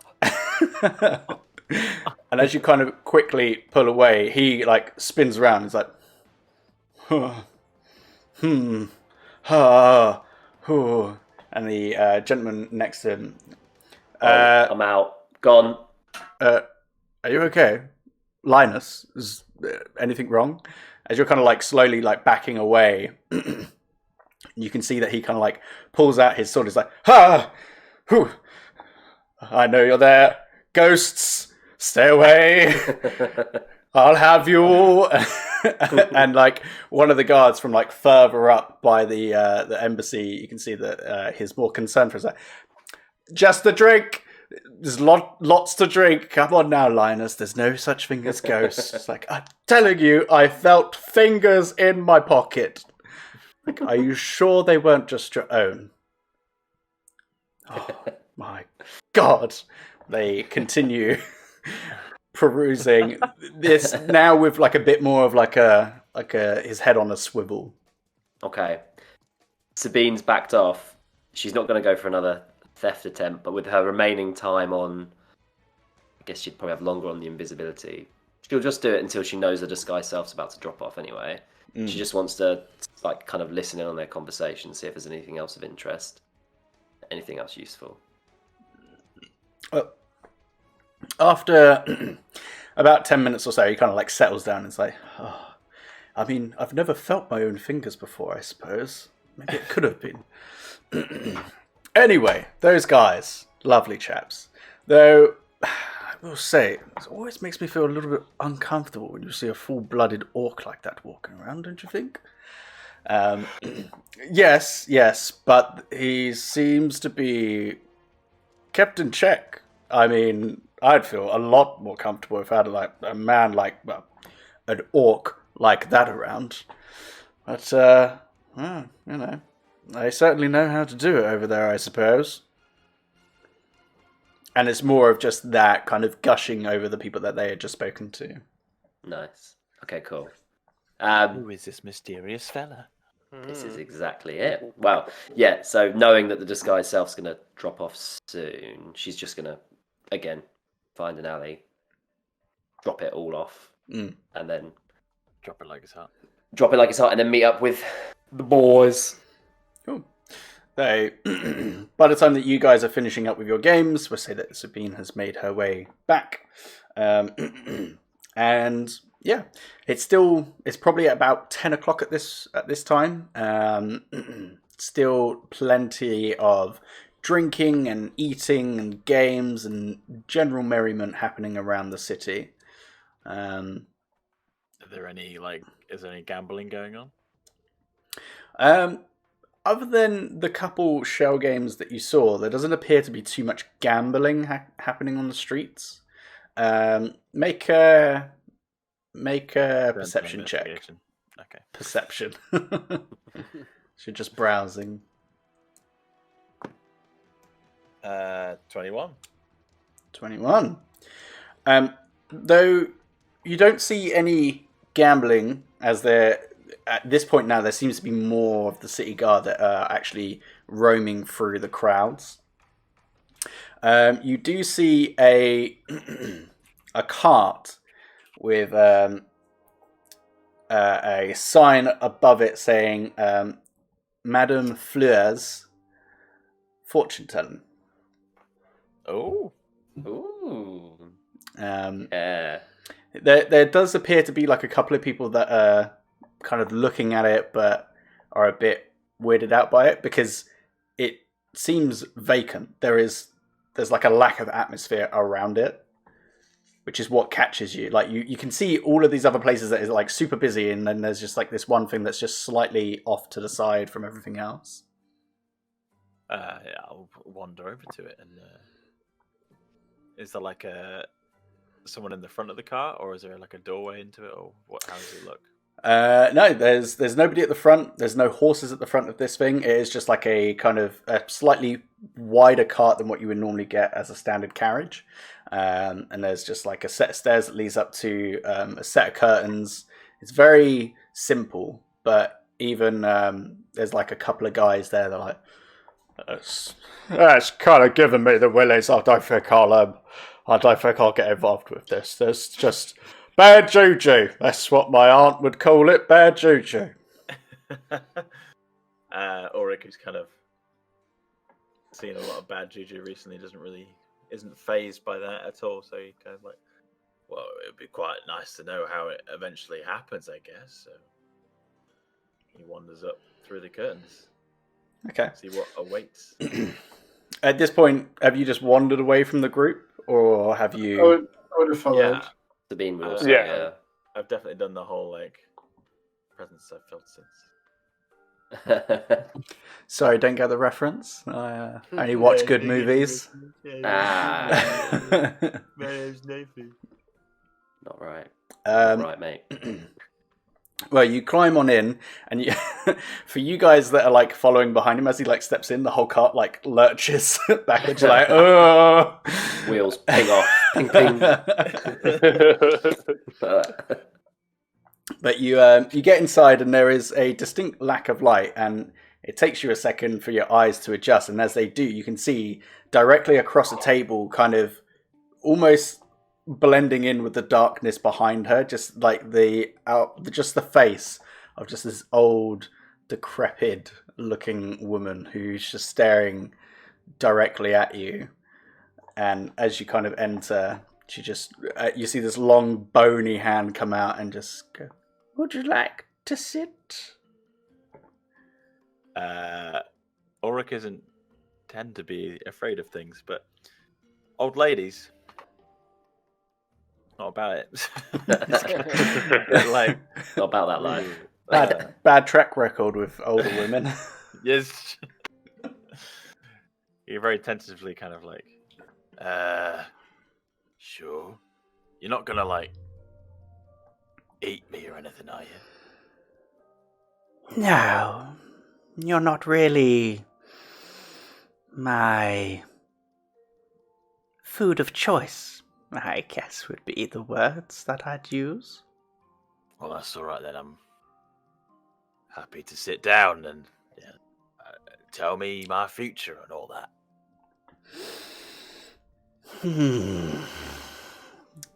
Place your hands on the table for me, won't you? Kind of just thuds them. No. There you go. And as your hands hit the table, hers immediately appear on yours, and she just starts running her fingers over the various lines on your hands.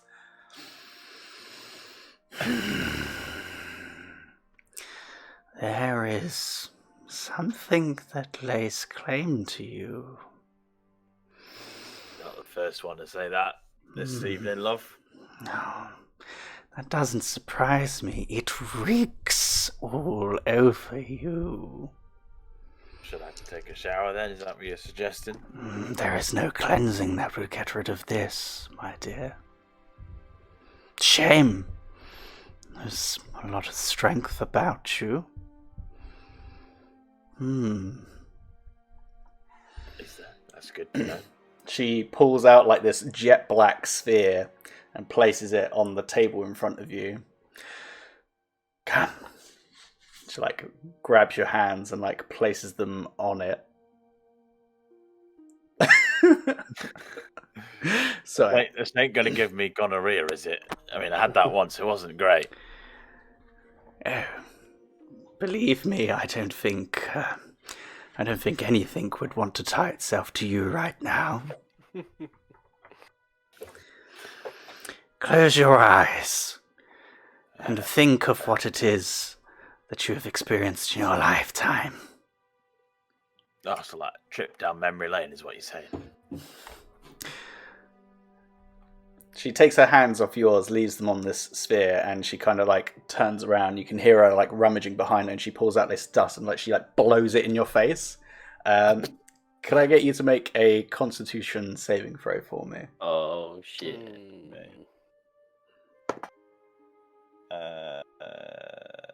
18. 18. Whilst your immediate reaction is to pull back, you don't feel your hands leave this sphere. And things start to get hazy. And you start to grow drowsy. And as you do, you kind of blink once and she's gone.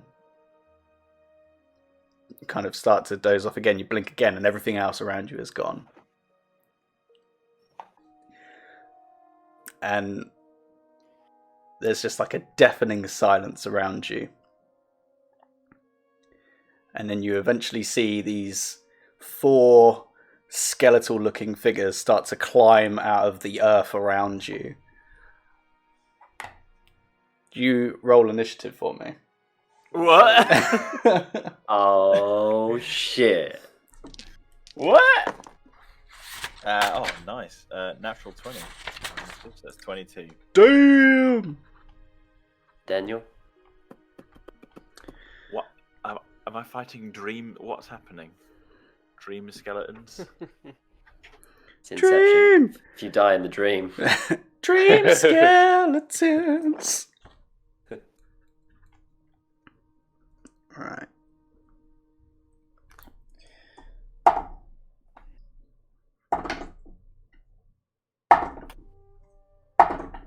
Okay. As you're kind of standing there in this void, these 4 skeletons start pulling themselves up out of the ground, like, kind of these like jagged looking dark blades.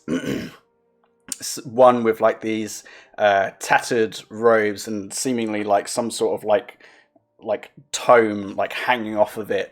Another one that's got these kind of these massive like protruding horns and these like almost like long sharpened fingers with another blade as well. And another 2 that seem kind of thicker.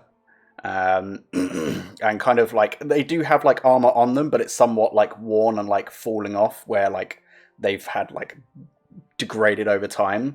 They're all standing in front of you. What do you do? Well, initially I'll just kind of call out behind me and be like, guys, the skeleton's trying to kill me. And then I'll go to like swing at the nearest one. As you like turn around, there's nothing behind you and your words just echo off into the distance. Do we hear anything outside? From where you guys are, you just hear her talking, saying, as you're the one that asked, Ulysses, could I get you to roll a D100 for me? Or a 2... Yeah, What have I got myself into? That is 10. 10.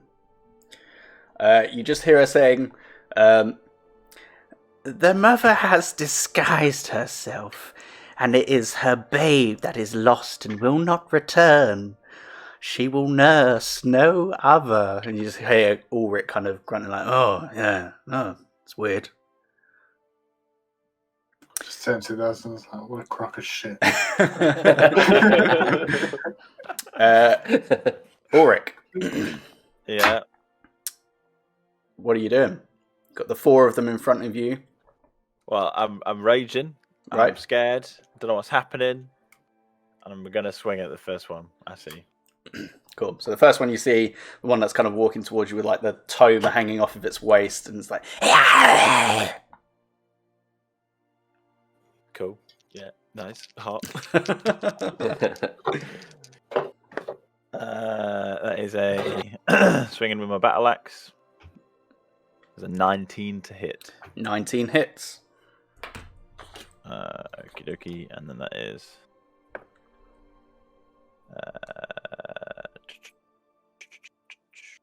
10 points of damage. 10 points. Okay. So you like carve into it, and you see, because of its kind of exposed bone structure, you actually see the battle axe like break and shatter the clavicle as it breaks inwards and actually goes down to like another, the actual top rib before it stops, and it just kind of like, and you kind of pull it back out. Cool. I'll then go to like try and finish it off with the hilt of my axe. Yep. Same again. 26 to hit. Hits. That is 13 points of damage. 13. As you kind of pull it back out, you swing it around and actually shatter the skull off of its head as it like collapses onto the floor and falls to your feet.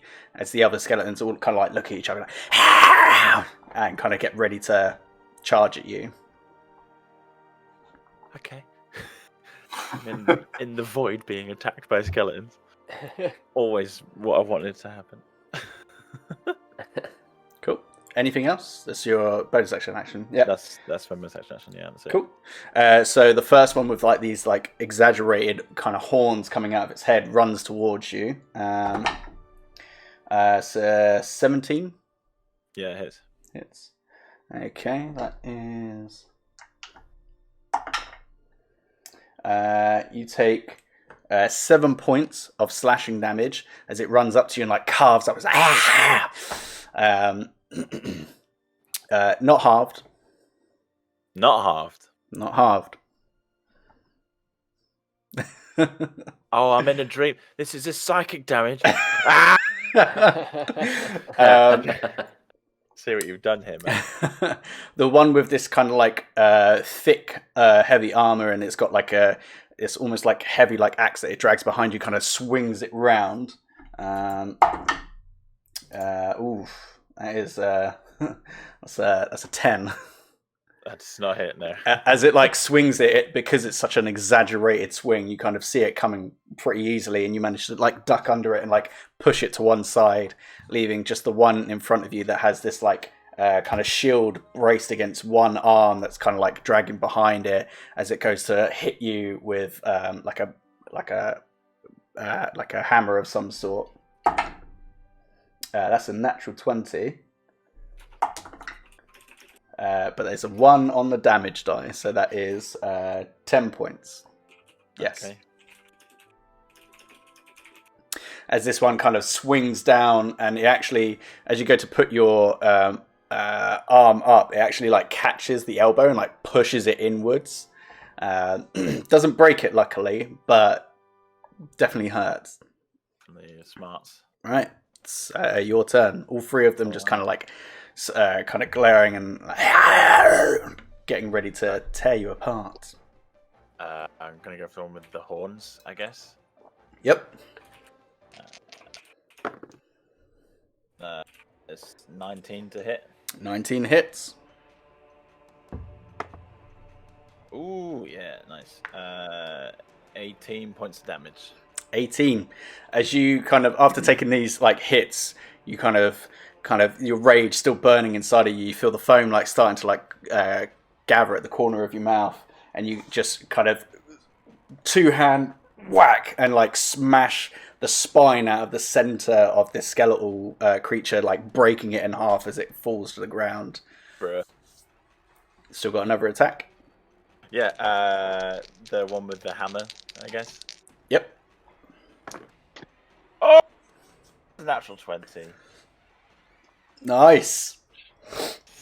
That's it. Let me roll damage. Not great damage.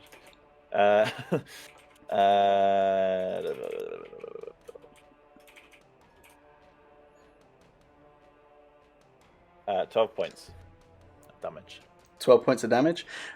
You kind of run, and this time you actually get a little bit of like a jump into it, and it kind of like brings its arm up to put the shield in the way, but the axe hits the shield and actually pushes down and like pushes into its chest and kind of pushes it back onto its knee a little bit, bringing it down. Looking pretty hurt, but not dead yet. Not dead yet. All right. Can I, before move on, can I see anything else around me, or is it all just completely voided? Pretty much as far as you can see, it's voided. Like towards the very like edges, you can see that there's like a slight kind of like mist, but you can't see any like discerning features anywhere around you. Okay. Still have your bonus action, if you can do anything with it. I can't do much with it apart from move around, so Cool. I'll just move back a bit. All right. Get out of range. Cool. So as you step back, gets an attack of opportunity on you. Oh shit. Yeah, didn't think about that, did I? That is a 15 to hit. That is my armor class. Yeah, cool. Okay. That's all right. As you're like stepping away, it kind of lunges from its like crouched position and actually like throws itself forward and like smacks the side of your leg. Only deals 7 points of damage. But as you're like stepping backwards, you don't realize that you're stepping into the one that had the kind of big axe.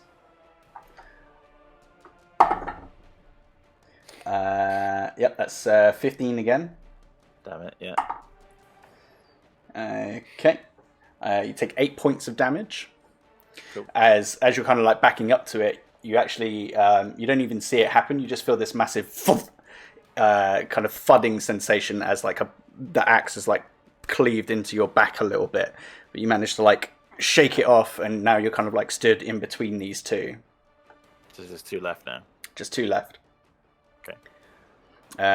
The other one is going to use half its movement to get up. Going to attempt to attack you. It is flanking, so it gets advantage. That doesn't really help. It's a 12. No, that doesn't. No. So as it gets up, it goes to like lunge forward, but you luckily manage to kind of just step back as it like hits the ground just in front of your foot, and you just kind of like grin at it like.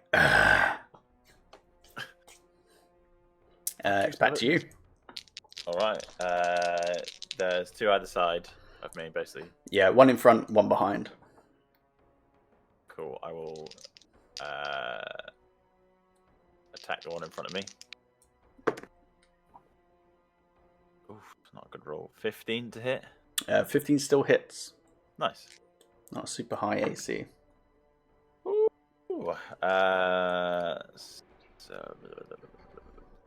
17 points of damage. 17 points of damage. With that, kind of as it's like just missed, you kind of look down at it, smile, and then kind of like knee it in its chin, and then just like bring your axe down and like break most of the rib cage at the front as it kind of like falls back onto itself, back on its knees and on its back. Cool. One left behind you, still ready to go. Quick turnaround. Bash on it again. That is 21 to hit. 21 to hit. That hits, most definitely. Talking 10 points of damage. Nice. 10 points of damage. As you, after carving down, you then kind of take a back step, turn and swing and kind of pivot on your behind foot, and again like carve into it, and it catches some of the armor, but you do see that it does a decent amount of damage to it. But as it kind of like turns to the side, it just looks back, ready to go. That is a 16 to hit that time. Yeah. Okay, that's better. That's 9 points of damage. Okie dokie. As this time it kind of brings it up and over and brings it down, and it actually sinks into your trap. Luckily, you have a lot of contractile tissue there, so it does get caught, but it kind of brings you down a little, so your eye line with it, and it's just there's nothing in there. It's just like kind of some leftover like muscle and tissue, but that's about it. It's like fucking disgusting. It's your go. Gonna do an upswing. Mm-hmm. 19 to hit. 19 hits. And that is 9 points of damage. 9 points of damage. And with that, as you kind of go for the upswing, you bring it up and catch it like just on the tip of the jaw, and it like kind of shatters the skull a little bit, like breaks it apart. And as you do, like it kind of falls backwards onto itself, kind of landing on the previous skeleton's legs. And you're like, yeah! And there doesn't appear to be anything else around. You start to hear screaming in the distance. You kind of blink, and you can see that there's buildings on fire around you. There's people that are running. Some people are dead in the distance. And as you start to look around, you can see that just in front of you is Ulysses. His jaw split open, with like a gash going up his face, lying on the legs of Owain, who has had the front of his chest kind of almost like torn open, has a big wound in his clavicle. You kind of start to turn around and you see Sabine almost bisected, and you see Quinn with his head just scattered across the ground. And that's where we'll end it. We'll pick up next time. Let me brutally murder everybody. That's hot. Oh, good lord. Don't do drugs, kids. Don't do drugs, kids. Right, well, sorry that went on a little bit later, but had to get that last little bit out the way. Yeah. Good shout, by the way, Rob. Yes. I was just like, this at first when it was like, oh, cool, it's just an array of skeletons. And it was like, one of them's got horns, one of them's carrying a book, one's got a big axe. I was like, oh, no. Oh, no. Yeah. Right, well, we'll see what that is and what that means for you next time, whenever we get back together. Thanks for everybody that did stick around. As I say, apologies, we went a little bit later. Whenever we're setting up, it always takes a little bit longer than we anticipate. But nevertheless, should be in 2 weeks' time. As we said, feel free to catch up on anything that you've missed, either on the YouTube or on the Spotify, the podcast. And if that isn't your cup of tea, then always swing over to Thinking Critically. But nevertheless, always reach out if you need anything. But otherwise, enjoy the rest of your evening, and we'll see you in the next episode. Good night. Peace. Ciao.